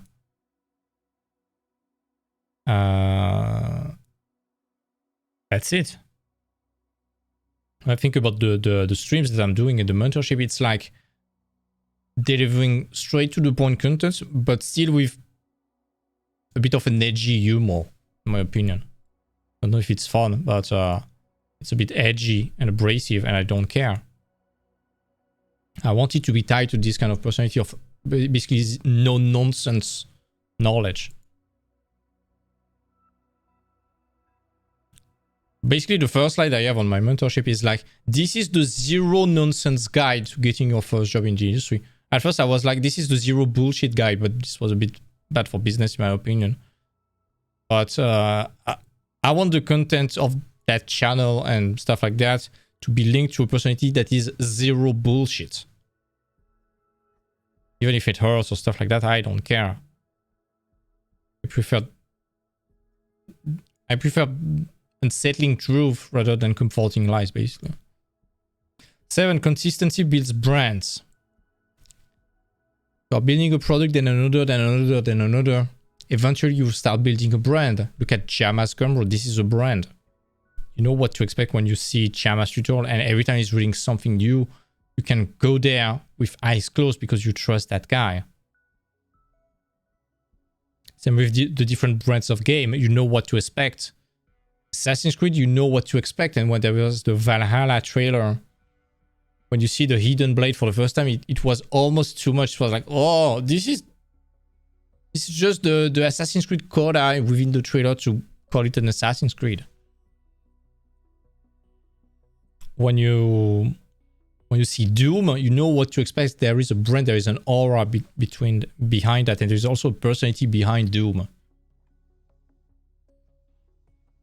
Next one is sell or be sold. So this is like a punchline, but basically you need to fucking sell. Otherwise, it's not working. And shelve your biases. Look, business is hard enough. Don't make it any harder by letting your limited worldview corrupt the real world. Again, your perception is not the reality. This is basically, don't put your biases within your product. We all do in some ways, because we do what we think is the best. But we must make sure to not force feed those biases to people. You'd say, this is the absolute truth. There's no other way to think about that. If everyone else is wrong. You must always remind your public and yourself that this is my point of view. Feel free to disagree. In that case, bring something to the table to make it more constructive. 10. To hell with SEO, search engine optimization. Free traffic and expanded margins complements of SEO are entirely different from free traffic, expanding margin from complements of a productocracy. This is true. This is basically shitty marketers. They will do search engine optimization, so getting good referencement within Google and stuff like that. And good marketing is just from mouth to mouth. Mouth to ear, sorry. It's basically with compliments from people to people. 11. Avoid fads or trends. Fad businesses might be poor ventures to pursue, but they can provide valuable business experience, especially for those who are just getting started. In art, this is super important. Avoid fucking trends on ArtStation. When you see like an art drop for The Last of Us 2, by the time you make your portfolio, everyone is fed up with that shit. Like when there was The Last of Us 2 release, everyone was doing post-apocalyptic shit. And now everyone is fed up with post-apocalyptic stuff. Same with Arcane, if you notice on ArtStation. Oh yeah. At the beginning, beginning of December or something like that, when they were releasing the episodes. Oh yeah. You would see like Jinx, fan art, Vibe. Oh yeah, Echo, 3D models. It was so saturated with that content on ArtStation, on Twitter or Instagram. It's quite annoying, you know. Yeah, after some time. Yeah, and you see, Fortish and the guys making Arcane were pretty smart because they did their airdrop like almost 1.5 months after the series was over, to let the trend following go down, and then they are doing the airdrop properly once people are not fed up anymore with Jinx fan art and stuff like that. This was smart. But same with Cyberpunk. When Cyberpunk got released or was about to get released, everyone was doing Cyberpunk shit. And it's always like that with airdrops. And basically, when you see something getting trendy on a station, it's already too late. It takes 2 to 3 months at minimum to make a portfolio. So by the time you follow that trend, it's already too late. It's already gone. So don't follow fucking trends. 12. Avoid politics in your business. Unless your business is politics, never infect politics into your business at your risk of alienating half of your customers. Let's say you are for Team A. There's a 50% chance that someone you are talking to is within Team A or for another team. So why turning people into enemies? Again, shelve your biases. It's as simple as that. If you want to talk about politics, make an alt account on social media and stuff like that. This is part of the artist etiquette. Because when you talk about politics, or when you talk in your Facebook profile or Twitter profile, you're like artist for this company, you are indirectly representing the company's ideals. So if you're starting to shit on someone on the internet for political reasons or point of view divergence, that's you representing the company, shitting on that, and the company doesn't want to be associated with drama, basically. You can. I've seen on our station Blizzard workers in the about section. They state this: my personal opinions don't represent the company's intentions or interests, or something like that. That's a very lazy way to do that. But still, so fucking lazy. What the? It's still gonna have effect on the company. Of course, like a subconscious effect, nonetheless. In any case, you're representing the company whether you want it or not. If you don't want to represent the company, don't put "I'm hired at this company" in your profile. Or make a fucking alt account. That's fine. But across the year, especially until the US elections, when everyone was going crazy between 2016 and 2020, there has been so many people that were violently discussing on Twitter about politics and social stuff and everything that I don't want to discuss. And so many people got either cancelled or got fired because they were acting like fucking dicks, basically. Wherever they stand, regardless of where they stand, because in any case, they think they are on the good side of history. And in any case, they were acting like fucking dicks and they got cancelled or fired from companies while thinking they were on the good side, but they were basically doing crusade. And you don't want to do that if you're representing a company. You're just creating friction from nothing. And there has been thousands of studies about that disagreement tightens the beliefs. So the more you disagree with someone, the more you enforce your own beliefs. So the more Team A and Team B are discussing and arguing, the more Team A and Team B get strengthened in their own opinions. It makes no fucking sense to argue with strangers on the internet. No fucking sense. And Twitter is not a place to have a healthy discussion about politics. No. It's a bad place, and it's gonna affect your mental state and your work, career state, everything basically. But most of the time, when people burn themselves with politics in social media and stuff like that, that's when generally they are trying to virtue signal in some way. They're always thinking they are on the good side. So because according to them they are on the good side, they can do whatever they want, and everyone disagreeing with them is a green light for them to be fucking dicks and to act in very, very childish ways with them. And in any case, it's never good. It's never fucking good. So just remain quiet and let's play it safe. It's bad for business. Unless your business is politics. In that case, that's different. And the last point, not everyone likes coffee. Not everyone will like your product. Some will even waste their time attacking you. The fact is, anytime you put your creative work out in the market mind, you are guaranteed to hear from haters, detractors, and people who don't like what you are doing. This is normal. And the best you can do is assess, adjust, and act if their criticism is legit, or then just ignore. Simply said, if there is nothing constructive in what someone says, ignore it. Simple as that. And the book talks about some strategies to get your productocracy moving. First, tell a story. If you want to sell more of anything, give your product or company a story. People love stories because it's how we make senses of our world. Linking a story to your company or product gives the customer a chance to become part of the narrative. When the story resonates with your customer's identity, it strengthens your brand. Who would you rather do business with? Tell your audience why you are in business. Be fiduciary about it. When they make the connection, they will choose you over the big bully on the block. And every big brand tells a story. Jama is always telling the story of a very, very poor kid in Tajikistan escaping poverty thanks to art. Maciej Kuchara is a Polish guy. Same story. My story that I've said all the time is that I am a school dropout. I've been an academic failure. I've been a fucking academic catastrophe. When I was in art school, no one was betting on me. Everyone has a story. And when you look at big brands like Apple, it's like think different.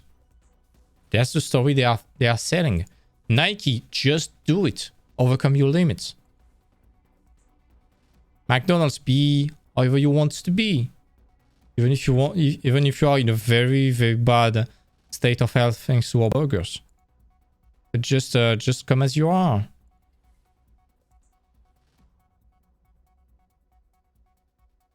Next, humanize your corporation. The fact is, people want to do business with relatable people they like, not mammoth corporation hidden behind a bureaucratic wall. So, this is why sharing good stuff on social media is important and not just politics or company articles. This is very important to have human rapport on the social media as artists. And also, if you can show your face, this is good. Next, appeal to self-interest, meaning, and purpose. The ultimate consumer doctrine of selfishness is what's in it for me. The quicker and cleaner your customer learns what's in it for them, the quicker the sale. Forget features, do that, and sparkly accoutrements sells benefits.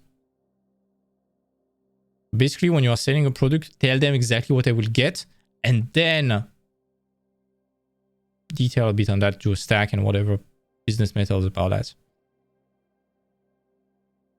This is why sometimes on like Patreon, you have a huge discussion like, yo, thank you so much. No, just put what they get in the fucking Patreon.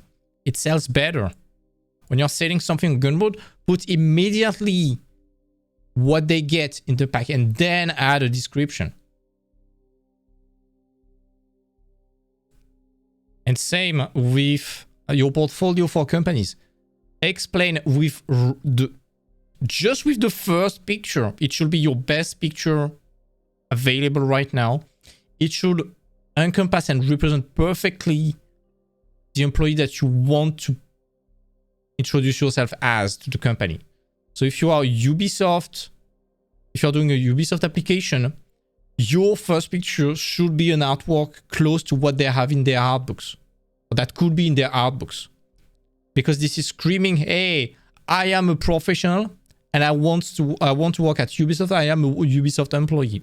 If your first picture is screaming, I am a student, I'm doing Blizzard stuff, I'm doing whatever the fuck I want, I'm doing nasty stuff, I am a bad artist, I'm an amateur, you're fucked. The first picture that you show in your portfolio must be, I am already a professional for your company. Sell the benefits. All the features and stuff like that, it will be the rest of your portfolio, your resume, the interview and stuff like that. Focus on what matters, and this is why you need to cater your portfolio exactly to what they want. Prioritize social proof. The best sales secret isn't about sales at all. It's peer testimonials and reviews. It's the good word from your friends, family, and neighbors who have purchased in the past. In a digital sharing economy, social proof is the primary method in the buyer's decision process, not advertising. This is kind of hard to have for artists, but some big companies want to have reviews from your bosses and managers from previous companies. Didn't happen to me yet, but if you can get some testimonies from your previous employers and stuff like that, grab them, especially if they are positive.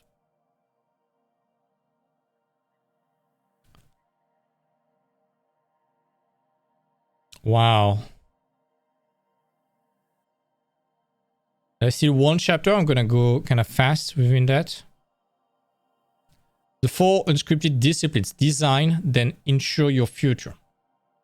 Once you accomplish a scaling productocracy, the 4 disciplines finalize the difference between lifelong inscription and fleeting success. They are: first, comparative immunity; 2, purpose saving; 3, measured elevation; and 4, consequential faults. So we are back on how to handle ourselves financially. I just noticed that the cat was not in the frame. By the way, it's the cat's birthday in 2 days. So, comparative immunity. Well-dressed slaves are still slaves. Comparative immunity is being at peace with your present pace while abstaining from the unwinnable game of comparison. Comparison is future-oriented and focused on what is missing, creating anxiety. Gratitude is present-oriented and focused on what you have, creating peace. This is what we said in the last streams. Express gratitude, but don't be satisfied. And for the love of God, don't compare yourself to anyone else. Just compare yourself to who you were the day before. Purpose saving. Prepping for lifetime passive income. The second unscripted discipline, purpose saving, is the one that gates the promised land. The end of forced servitude, past due electric bills, car payments, and price checking at a box of Cheerios. The end of doing shit you hate for a paycheck you can survive on. Your 3 objectives under the purpose saving discipline are: 1. Lifetime passive income. Growing your net worth is a job assigned to your business. The end game is the money system, which can be funded from 2 sources. 1. Purpose saving from business income, and 2. A business sale known as a liquidation event. You're basically selling your business. For artists, it's kind of hard to do. I wouldn't say it's impossible, but it's I have absolutely 0 example about it. Unless Ubisoft is selling to someone else. But I have one example. It's like Notch, who sold Minecraft to Microsoft for $2.5 billion. He was not ready for money, and he's miserable and alone with his billions of dollars now. 2. Early retirement and dream pursuit. And 3. Tax relief. Total financial reconstruction consists of 5 routing phases.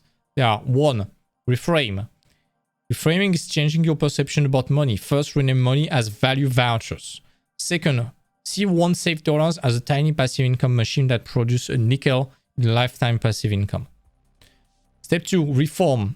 The second step is reforming expenses and cash outflow. This involves eliminating any expenses that is not conducive to an unscripted objective. TLDR, don't buy shit that you don't need. 3. Reduce. The third step of attack is reducing debt. Eventually paying back everything that you owe. You must attack your debt and label it an enemy of the state. We talked about that a few days ago. Student loans delays your adult life. You must pay it as fast as possible and you need to be debt-free. Step 4. Reallocate and remind. Financial reconstruction's fourth step is to reallocate something into your money system every month, even if it's only a few dollars. Optimally, allocate any surplus income after covering your business and living expenses.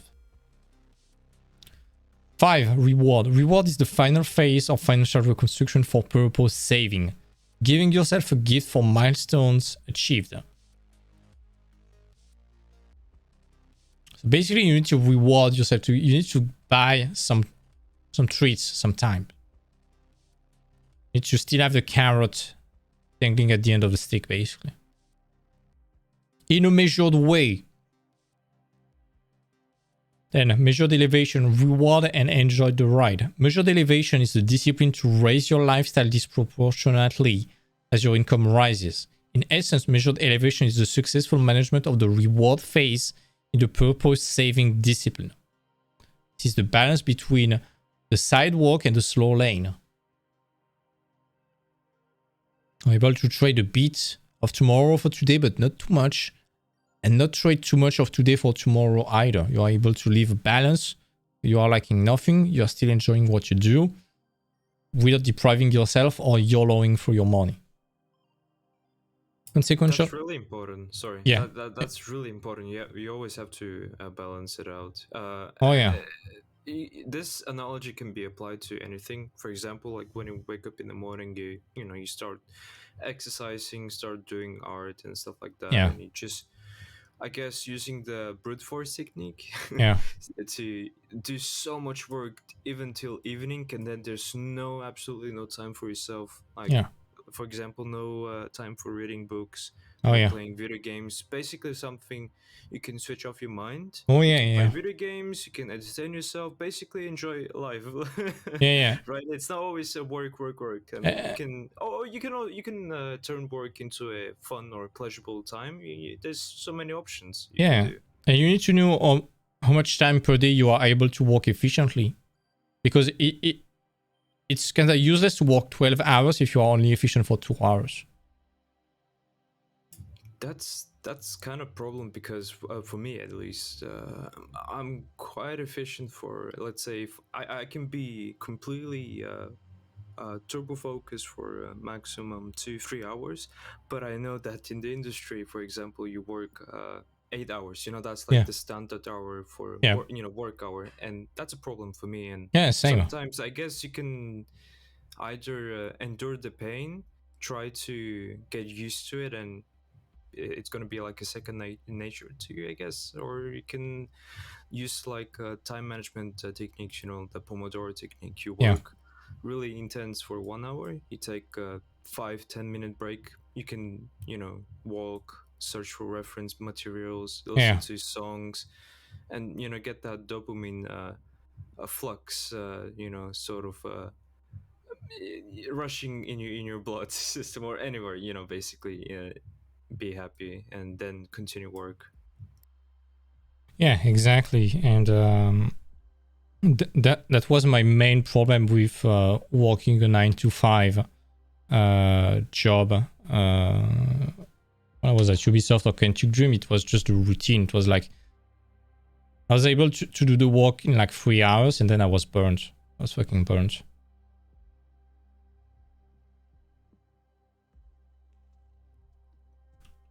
Yeah, man, burnout is a serious thing. It's no you shouldn't, I guess, challenge it, or it can be quite serious, because once you're in the stage of burnout, it's really difficult to get out of that stage. You can do shit when you are burnt out. It's so depressing when for an artist, when he's burned out or when they're burned out. It's basically, it's a stage where the artist cannot do anything creative. Yeah. And the purpose of the artist is to create something, right? That brings them energy and joy, absolutely any meaning message you can put right for that. Anyway, it's terrible. You gotta find balance. Yeah. And I want to say that in even on Discord art communities, I really dislike this behavior when people introduced elitism behavior or grinding so hard and doing the brute force techniques, when producing art. I feel that's really bad. Yeah, I'm not a big fan of hustle culture and like, okay, you need to wake up at 5, you need to take a liquid nitrogen shower, then do 5,000 push-ups, you need to eat the eggs with the shell and stuff like that. It's like, calm down, man. Taking cold shower won't change your life. It would just make you feel miserable and anxious in the morning in the winter. That's so fucking true. Oh, God. There was like a meme, I need to find it back. Can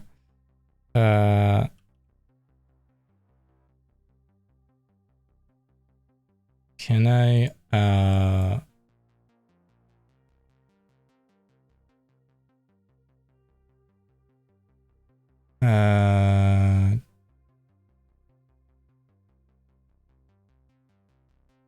there's a meme exactly about that is so funny.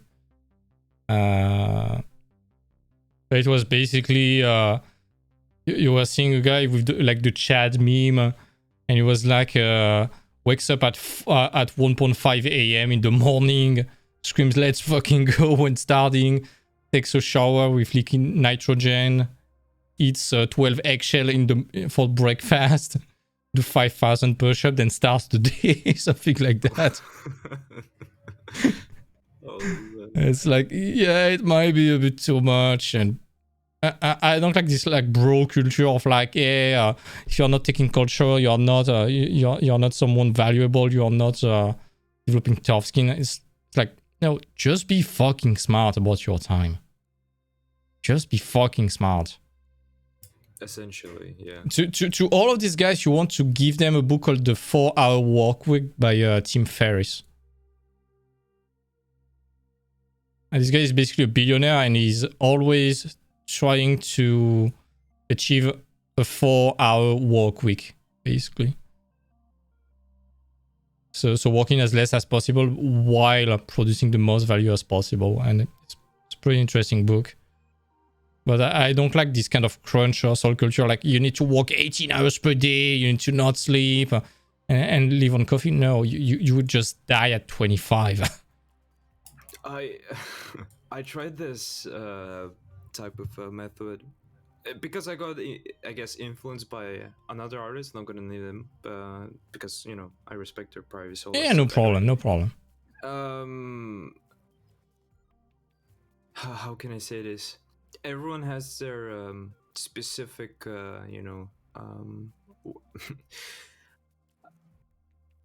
I guess, schedule that works for them. Sure, I mean, he can work, let's say, 12 hours and doesn't feel exhausted or anything. Oh, yeah, yeah. There are people like that. That's just for him. Yeah. But sure, you can recommend this schedule. Sure, you can improve in art. You can improve at anything, right? Because you invent a lot of your time into one subject. And obviously, as you work on this subject, you're going to improve it. But stuff like producing so much art and investing so much time in doing art, it can be really exhausting, and you can definitely enter in the burnout stage. Oh yeah. And I tried this type of schedule, workflow type of thing, and I got completely burned out within the next 2 months. Sure, I produced a lot of cool sketches and studies. I learned a lot. But there's also this, I guess, going to introduce the imposter syndrome and other really negative effects that are lingering in the corners. Yeah. And they're like the devils, like whispering and telling you negative things. And it's just not worth it. You're going to feel really exhausted. Your energy, let's say, for creating stuff, original concepts, it's going to be so minimal. There's like a bar with creativity, productivity, stuff like that. If everything is maxed out, there's going to be a huge meltdown. Oh, yeah. Yeah, that's why when we are discussing about the compound effect, it was basically slow and steady win the race. And you just need to figure out a system where you can move forward without burning yourself, whatever your limit is.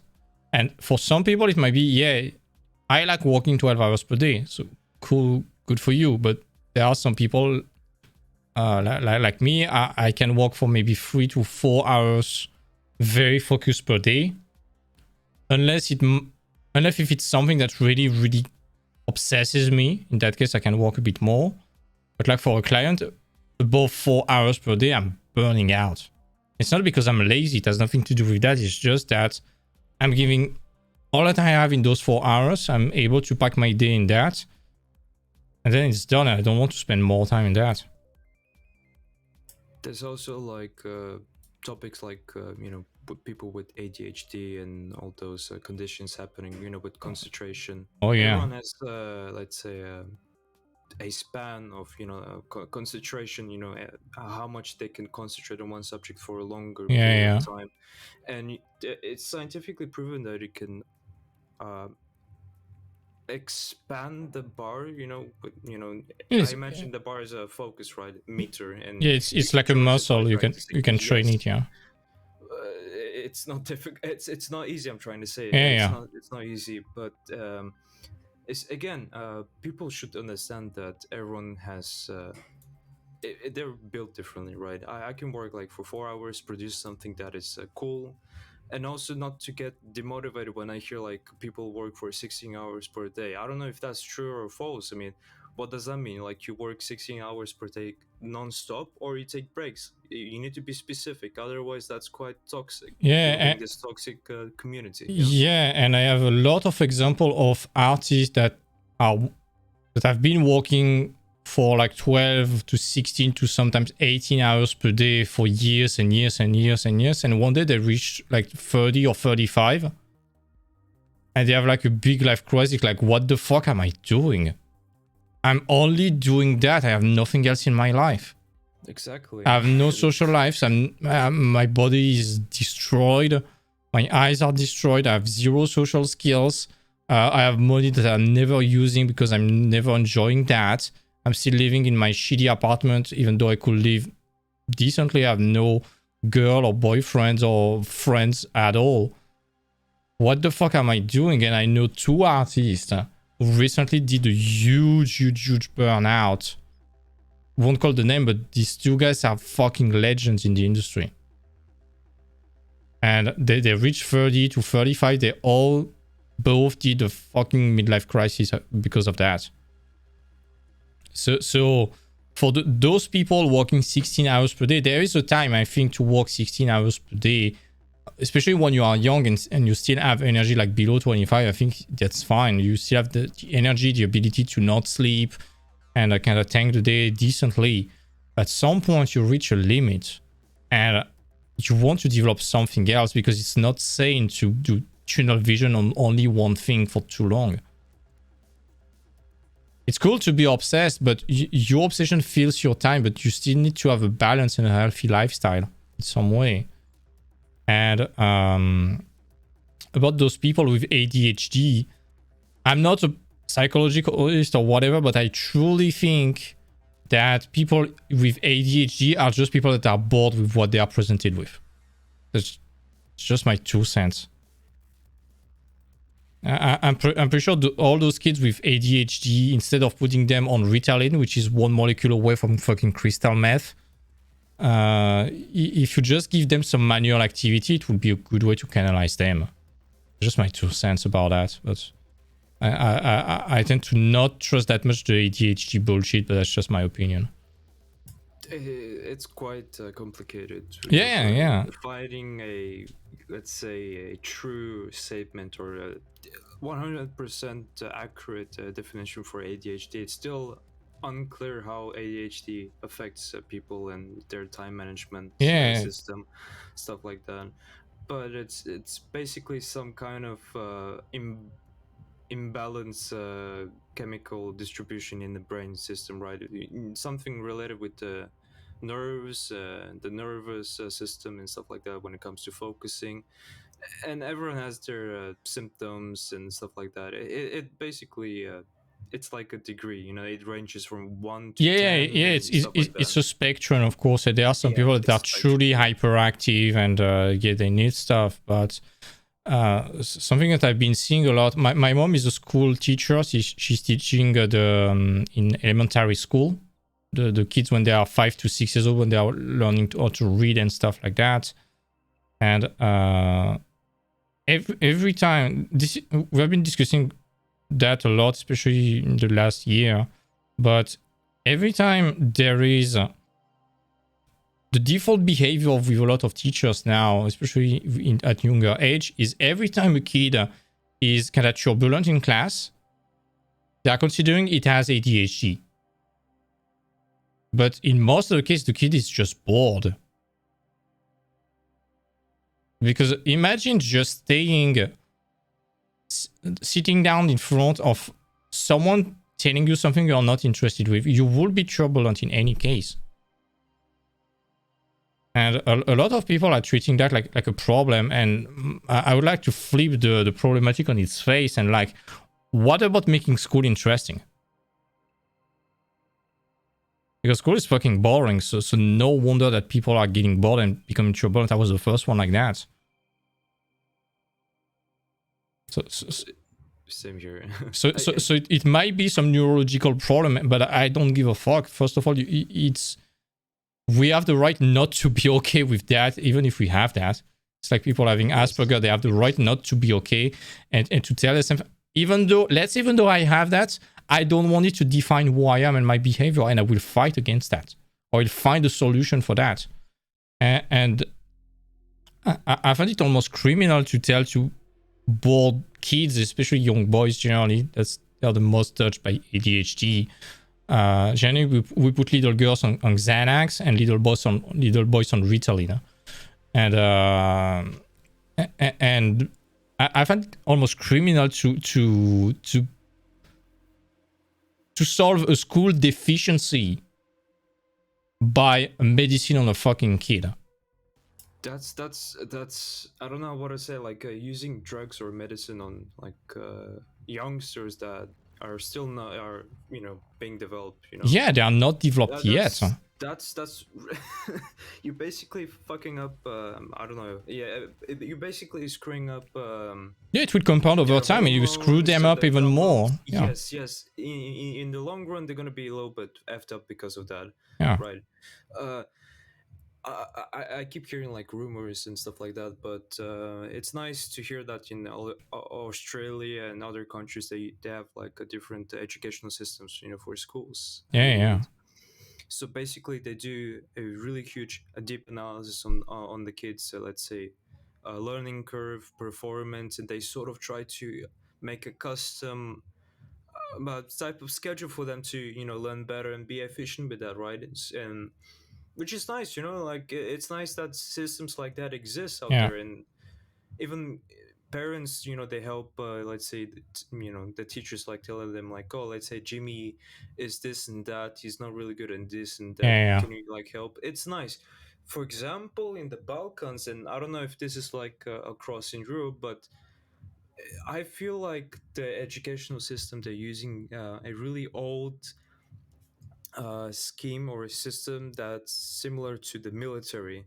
So you have to know everything accurately. If you make a mistake, they're gonna slip. They're gonna slap your wrist. Wow. Or, it's so brutal. Wow. There's something true to that. Actually, I was listening this to Jordan Peterson's podcast about education systems and stuff like that, and there's like some golden nuggets here and there about that. And apparently Canada, they're using a really old military school system type of thing, when it comes to learning. I mean, if you imagine school and military, you got to learn everything accurately and do the task duty, whatever it is. But they're not telling you why you should learn this, or what's the purpose, or how you can use this, which is so crucial. It's really crucial to know that. And that's why I was saying I don't understand. I mean, I think I understand why, because they're fucking lazy and it's a fucking money machine. But I'm always shocked to see that rather than considering addressing and just questioning if school is still relevant in the way it is, just now we're gonna put the kid on drugs. No, there's never only one factor on one problem, on a specific problem. There's never one factor, only one factor explaining that. So yeah, kids might be a bit bored or more on a certain spectrum that is interested toward stuff that is more physical or involving movement, rather than staying stuck on the chair to listen to something that is boring. But at the same time, there is a saying in education that basically when you are teaching something, people are just remembering about that. When you are involving people in the discipline, that's where they learn. In school today, you are not involving anyone. It's just someone telling you something and not involving you, especially at young age. It's like, this is how to read. Let's do some exercise together. Let's just formulate the stuff to involve people and get them more responsible. And that's where you would put practicality in the stuff, and it would be less boring and more relevant, in my opinion, instead of putting them on fucking crystal math. That's fucking crazy. But anyways, that's a tangent. PT Pro, talking about time management, do you have any tips in order to organize your working time? Because it's kind of hard to know balance between 2 weeks of intense course schedule and 2 weeks of homework at home. My TLDR would be to do your best to establish a routine. And as you have two different intensity, to keep up with the routine that you establish during the course time, the course weeks. So you have like from 9 to 5 every day, 9 to 6 every day. So this 9 to 6, you stick to it with a bit less intensity when you are at home, of course, because you don't want to burn out. And the rest of your routine, you build it around that. So basically 9 to 6 is basically non-negotiable work. And then the rest of the time is yours, and you establish a healthy routine that you do your best to respect every day. And what I would advise you for time management, let's say you want to learn something. What you want to learn, what you want to improve on, you put that as a non-negotiable.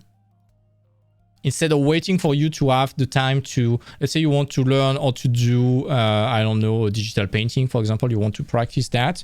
Instead of waiting for you to have a bit of free time for you to do it, you tell yourself every day from 8 p.m. to 9, this is digital painting time. Nothing exists, the house can burn, I'm still doing digital painting.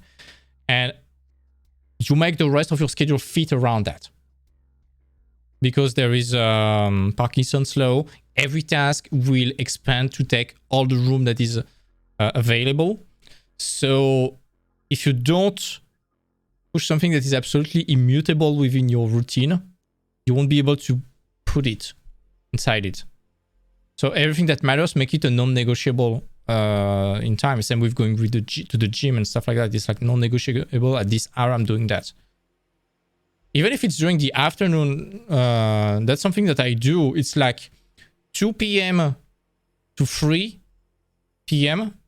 and maybe 3.5 sometimes. It's like non-negotiable. Even if I'm walking or eating, I'm stopping, I'm doing my gym. It's like non-negotiable. Otherwise, I know I would never do it. It's just my tips about that. It's like what matters, make it non-negotiable. And don't wait for the permission to do that. Just do it. And squeeze the rest of your time and rearrange the rest of your time around that. That's just my tips. So consequential thoughts, protecting your kick-ass life. Consequential thoughts, the foresight into the consequences of your actions and knowing that our choices are unfairly weighted towards the bad ones. More money doesn't solve money problems. While a big income can postpone or hide consequences, eventually the consequences outlast the money. Chronic bad decision makers are left nowhere to hide. So this is what we talked about with the compound effect. If you have bad beliefs and bad actions that are compounding over time, it will lead to bad decisions. And money is not solving that. That's why you see a lot of people who win the lottery and they go back to broke 2 years after because they burn everything. They had basically money problems the first time. Your last business ever, if you want. An effective unscripted money system is allocated into 2 pots and an optimal third. The size of this pot is dependent on your lifestyle goal as well as your risk tolerance for each item that represents. It's basically the fuck you pot. It's idle cash sitting in brokerage and money market accounts. Usually do nothing. And yes, making nothing. The point of fuck you pot is not about yield in return, but about options and choices. This is basically your cash. This is basically your free cash, your bills that you do whatever the fuck you want with them.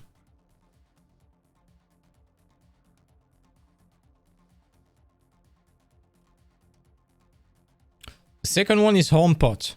The optional home pot is your dream home. Home net free and clear without a mortgage. While mortgage interest can be deducted on your taxes return, spending $1 to save 33 cents never makes sense. Whatever your tax bracket, your biggest lifetime expense will be your home. If you remove this expense, money will never be an issue. The other alternative, and why the home pot is optional, is to have your next pot, the paycheck pot, large enough to pay your monthly mortgage nut or rent without stress or issue. The last one is the paycheck pot. The paycheck pot is the lead horse while the others are auxiliary. For the unscripted entrepreneur, the paycheck pot is the end game. A passive income system or financial instrument that pays your bills, funds your lifestyle, and flow of regular cash you can count on. Such financial instrument can be bonds, ETFs, options, stocks, bank deposits, investment trusts, anything that delivers a published predictable yield. For paycheck pot, there are 6 primary instruments we deploy to effectively rent money. They are stock dividends, REIT dividends, MLP partnership incomes. This is more kind of towards US way of doing. Bond interest, loan interest, more managed income. This is basically the passive income. So you have stock markets, potentially crypto if you are good with that, equity, bond interest, aka equity, loan interest, and managed income, aka your business income. No matter if you are investing 10,000 or 10 millions, there are 7 rules that the author incorporates to ensure the principal is kept safe and the income flowing. The rent rule states that anytime you cede control over your paycheck pot money, demand rent, not unconditional promise and conflicts pipe dream. That anytime you cede control over your paycheck pot money, demand rent, not unconditional.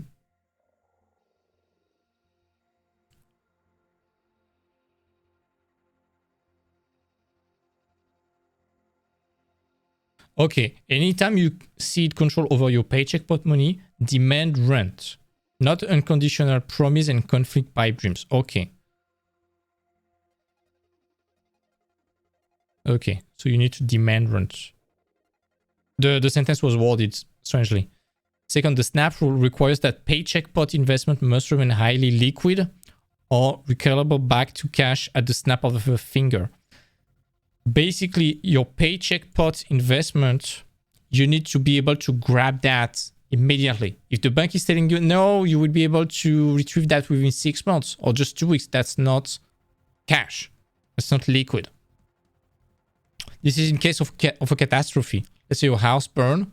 You can't access your capital within 6 months. What the fuck are you doing in the meantime? 3. The apocalypse rules holds that only catastrophic threat to your principal investment has to come from a global financial apocalypse. So basically, the only threat to your investment is the global financial apocalypse. So this is basically the fallout idea that money is replaced by bottle caps. Aside from that, your money, your wealth should be anti-fragile. So that's why it's kind of, it's not financial advice, but it's kind of important to diversify it, to have stocks, liquid, cash, potentially precious metal, even though this shit are fucking useless, stone, investment, bonds, and diversify, because if one crashes, you still have the other ones as a safety bag. The 3 years in 3 months rule. If any of your investment, whether they be stocks or bonds, appreciates unrealized gains greater than or equal to 3 years in dividends in any 3-month period, sell and take the profits. This is the book stating that. If anything you do in a scale of 3 months is bringing you more than 3 years of money, is advocating for selling. For investments. That's basically the 3x rule that we are using in crypto all the time. 5. The Admiral Akbar rule. Dividend traps. Alluring investment that ping your radar not because of a great balance sheet, but because the dividend yield is eye-poppingly tempting. The Akbar rule is the classifying identifier between an income investment and a speculative one. The rule is not disqualifying, although avoiding them, but qualitative. Such investments don't belong in the paycheck pot, but in the speculative fuck you pot.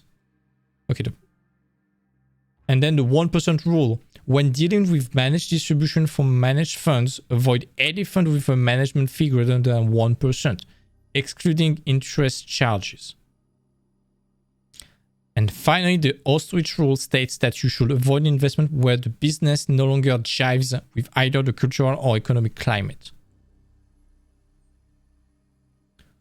Whew, and this is the end of the reading about Unscripted. The last part was most about money management, so it's kind of universal, regardless of if we are artists or not. But this was Unscripted. Read or listen to that fucking book. It's so freaking good. Any questions, guys? Or remarks? Or whatever? Still have like 10 minutes.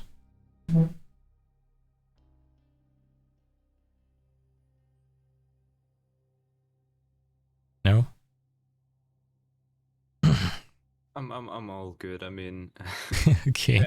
I gotta process the information, and you know, like whenever I go to bed, my mind is like always thinking about the statements, and you know, try to ask some critical questions about it. You know. Nice.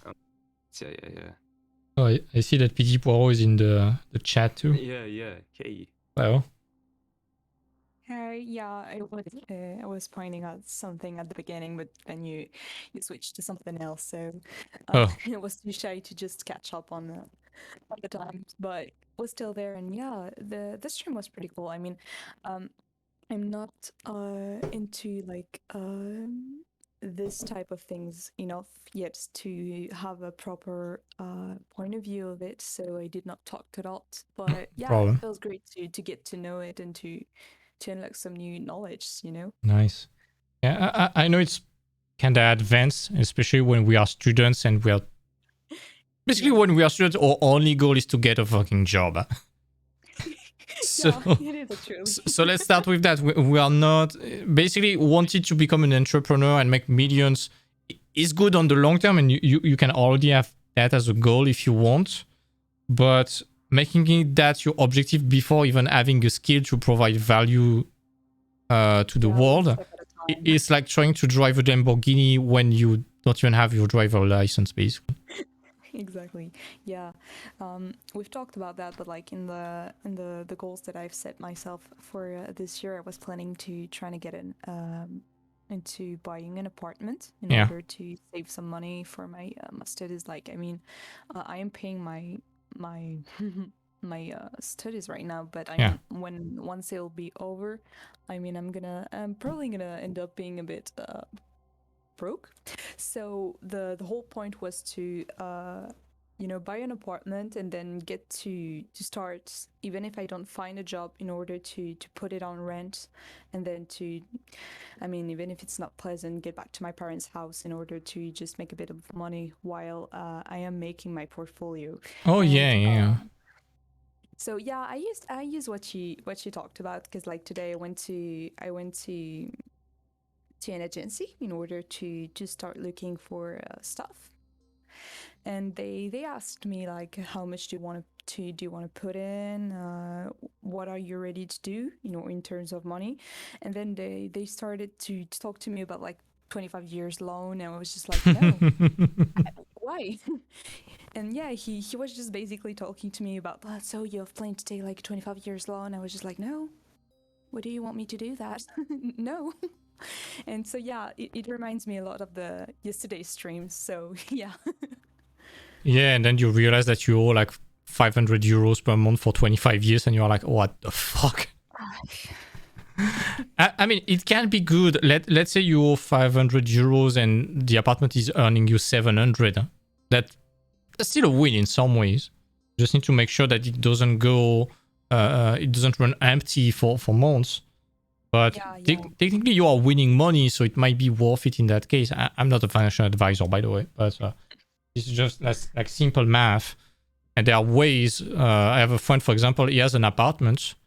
He's paying like maybe 1,000 per month to pay for it, but it is bringing him like 1,500 euros per month. And he has nothing to do because he put that in an agency. So, so it's basically passive 400 to 500 euros per month all the time. Yeah, this is what I and he has nothing to do. Like... So I wouldn't spit on that, to be honest. Yeah, me neither.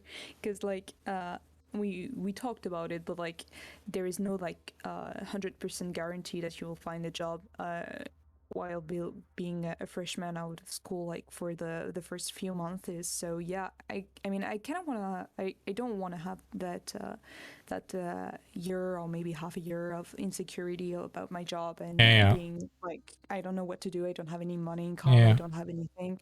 Plus, which if I don't have any money income, I'm gonna have to go back to my parents' house, feeling really bad about that because I don't have money, I don't have job, I don't have nothing. So I don't want to end up being lost, you know. And the best thing I would advise you to do is, if you can find, as we said in one of the previous stream, like a night shift job, like as a receptionist in a hotel or something like that. You bring your laptop and your tablet, you do your portfolio while working the night shift. So you are paid to do your portfolio. So you stack a fuck ton of money to either pay your student loans or finance your life or make a nice bag while doing your portfolio. So you are not wasting time. Plus you are earning money to make your portfolio. Plus at the same time, if you can listen to audiobooks, you can also educate yourself. So that's 3 birds in one stone. That's perfect. so you should definitely do that. And honestly, just by thinking about that, I think I would add that to the mentorship as an option. The suggestion, like, find a night job as a receptionist, do your stuff on your laptop, nobody would give a fuck about that. Handle the 2 people you will see at night that will be half drunk, and that's pretty much it. Yeah, since you talked about it, like, it kind of runs into my mind, but never thought about it before. And I mean, this is such a smart idea. I regret not having thought about it either. I haven't thought about that before my mentor told someone, my community, about that. But yeah, this is fucking smart. And yeah, you are literally paid for nothing, so just to be here. So let's fill up your time. That's what Paradox is doing already. It's so cool. Yeah, that's a good option. And honestly, I think doing that will bring so much peace, especially to students, because at least you are doing something. It's not hard, but at least you are doing something. You are earning money. You are paying your student loans, so you are moving forward in any case. And because something horrible that happens to a lot of students is that when you graduate, and if you don't find a job right when you graduate, like at your jury or graduation test and presentation with all the industry here to judge you, the problem is that overall, it might have changed due to COVID and stuff like that. I don't have the data, but in general, the industry is hiring in cycles every 6 months. So generally, that's around spring. That's between January and March. And the next period is between maybe June to September, October, something like that. There are always exceptions in the meantime, but that's generally what they are hiring, because they are hiring at the beginning of the year because they have huge fundings at the beginning of every year, so they can afford to finance new projects and new projects and new team member, basically. Or else they do that between June and October, because generally June there is E3, so they need to work very hard on the prototype. Then there is the vacation, so it's pretty easy to hire people during summer. And then in October, technically there is one project that will ship by the end of the year for Christmas, and they are already starting to work on the next project in the meantime, so they need to assemble a new team.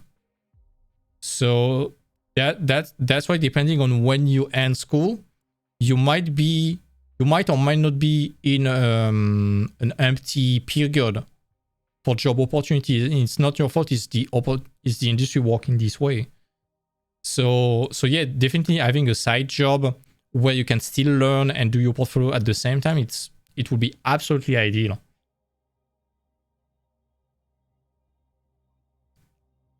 Hello? Sorry, I forgot to. No problem. turn, No problem. My mic, but yeah, this is what I kind of am fearing. Just getting like freshman and then not finding a job because this is not the good period, and then like stressing about it, and then Yeah. back to getting stuck into that kind of mental situation when you're just saying like, why can't I find a job? Like I am stuck, and then like the bad infinite cycle, like when you can't get out of it. So yeah, I am planning to just like have everything planned in order if I don't find something yet, to not just fall down into that rabbit hole and just not doing anything. Plus it's very bad because there is something very, very tricky when you graduate, is that you have your summer vacations. Yeah. And this is the biggest trap you have. This is the worst. Because you stop for like 1 month. At minimum, you stop for 1 month. And when you need to start, it's so hard. Yeah. It's so fucking hard. You don't have the discipline and the rhythm of school. And you don't want to ever feel that ever again. So it's so fucking hard to start. And even though it's hard, I would advocate that as soon as you graduate, if your portfolio is not good enough, which I'm thinking it will be more than enough thanks to New Age criteria. But worst case scenario, it's not. You start working on your portfolio straight away and you don't take vacations. Even though it's fucking hard, you maybe take 1 weekend, but start straight away. Even though it's very hard. But you need to keep that momentum, because you know the only certain thing is that this momentum, you will lose it at some point. Yeah, I know we all felt that, like, we had like the Christmas vacancy. Oh yeah, where we had like just a week of vacancy, and like probably half of the class took this real vacancy, and then once we talked together through Discord chats during the weeks off, it was so hard for everyone to just get back on track on working. The needed amount of time in a day and just get back into being focused. So we definitely saw what damage can be caused within just a week of just so yeah, definitely I know that, but that's a good plan. And something horrible, it's really, really horrible for students, but when they realize, when they graduate, it's not to discourage anyone, but when you graduate, if you have a student loans, especially on your own shoulders, you go from, hey, cool, I have my degree, to I am a jobless loser in like 24 hours. And continue, sorry, Tim. So you go from that state to the other very fast. And the more you are approaching the deadline when you need to start paying your loan, if you have nothing, it's fucking hell. It's like dread, this feeling of dread non-stop. I've seen so many students, whether from my own class or students I had in the past, that completely crumbled because of that. So you need to really prep for that, and just realizing the burden that represents student loans, which almost nobody's explaining to kids today, to anyone taking a loan. The bank is not explaining that. The school is not explaining that. The parents generally are not explaining that because it will freak you out to take a loan. And once you realize this kind of pressure that you have on your shoulder, first of all, you know why you are studying and you will be way, way more motivated to work. But also, it allows you to plan for that inevitable moment. And the best strat that we have discussed already is to basically, let's say you have 30K, you have a 30K loan. If you can save a lot of money, let's say you can save 10K before the day you need to start, and you start paying 10K right on day one. Instead of decreasing the amount of time that you will be paying your loan, you decrease the price. And this way you choke less financially. Let's say you were earning, let's do some quick math. Technically, if you have 35K of loans and you have 10 years to pay for that, you need technically to owe 291 euros per month. Let's say you are able to remove 10K. You are now you have at like I don't know, a bit less than 200 euros, something like that, around 200 euros. So that's 100 euros less of choking. So that's already huge.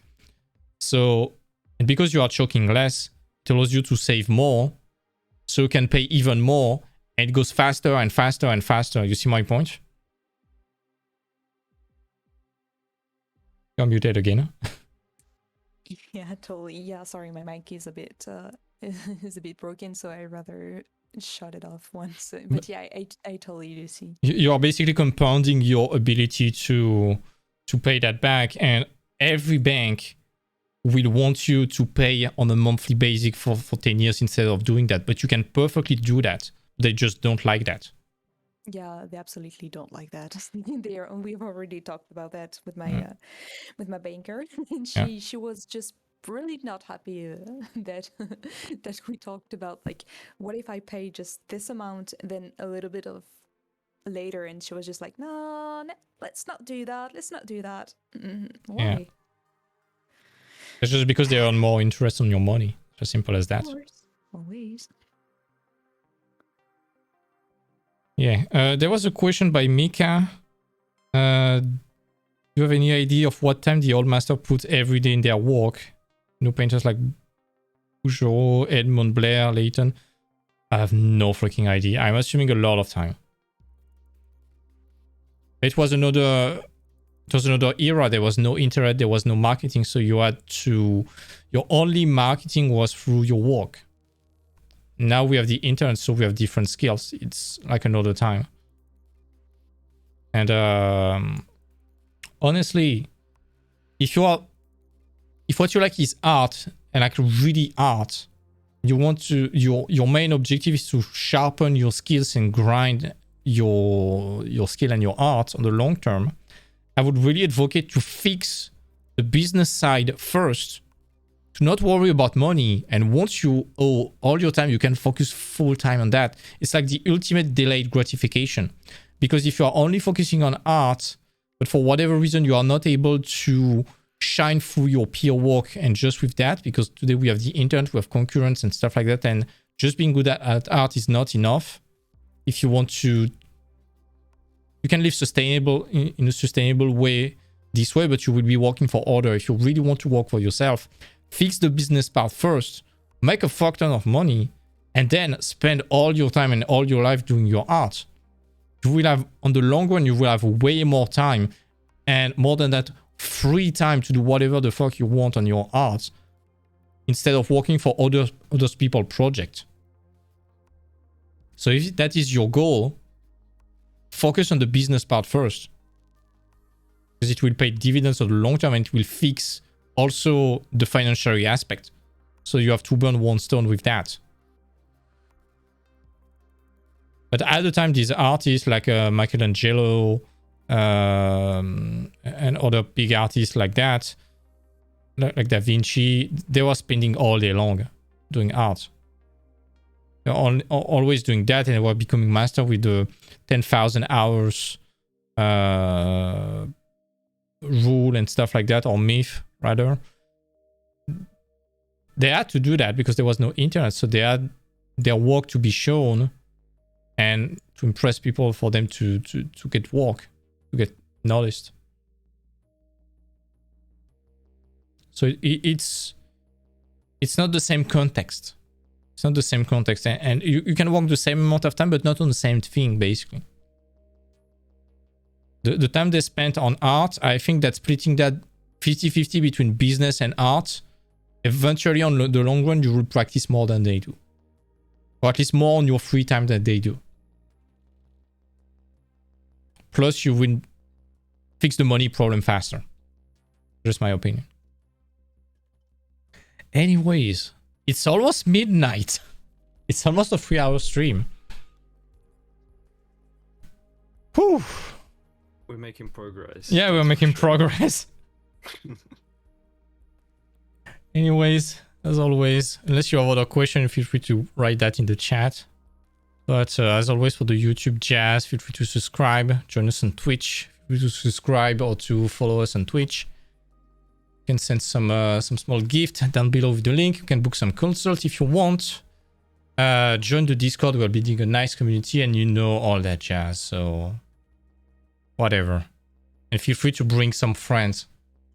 Really, this is the again, this is the productocracy, and this is what the stream and any streaming platform is based on. It's based on productocracy. We need viewers that are satisfied to bring other people that will then be satisfied, that will then bring even more people, and so on. It's like a snowball effect. So the best way to support the stream, as always, is to recommend and bring other people that will benefit from it. Anyways, I will have to go. I have my evening dinner, I guess. Thanks for coming in the chat. Thanks for the discussion, guys. Hope you enjoyed it. Not sure if I'm doing a stream tomorrow. Maybe. We'll see. In any case, it will start again on Monday, probably. So, yeah, take care. See you soon.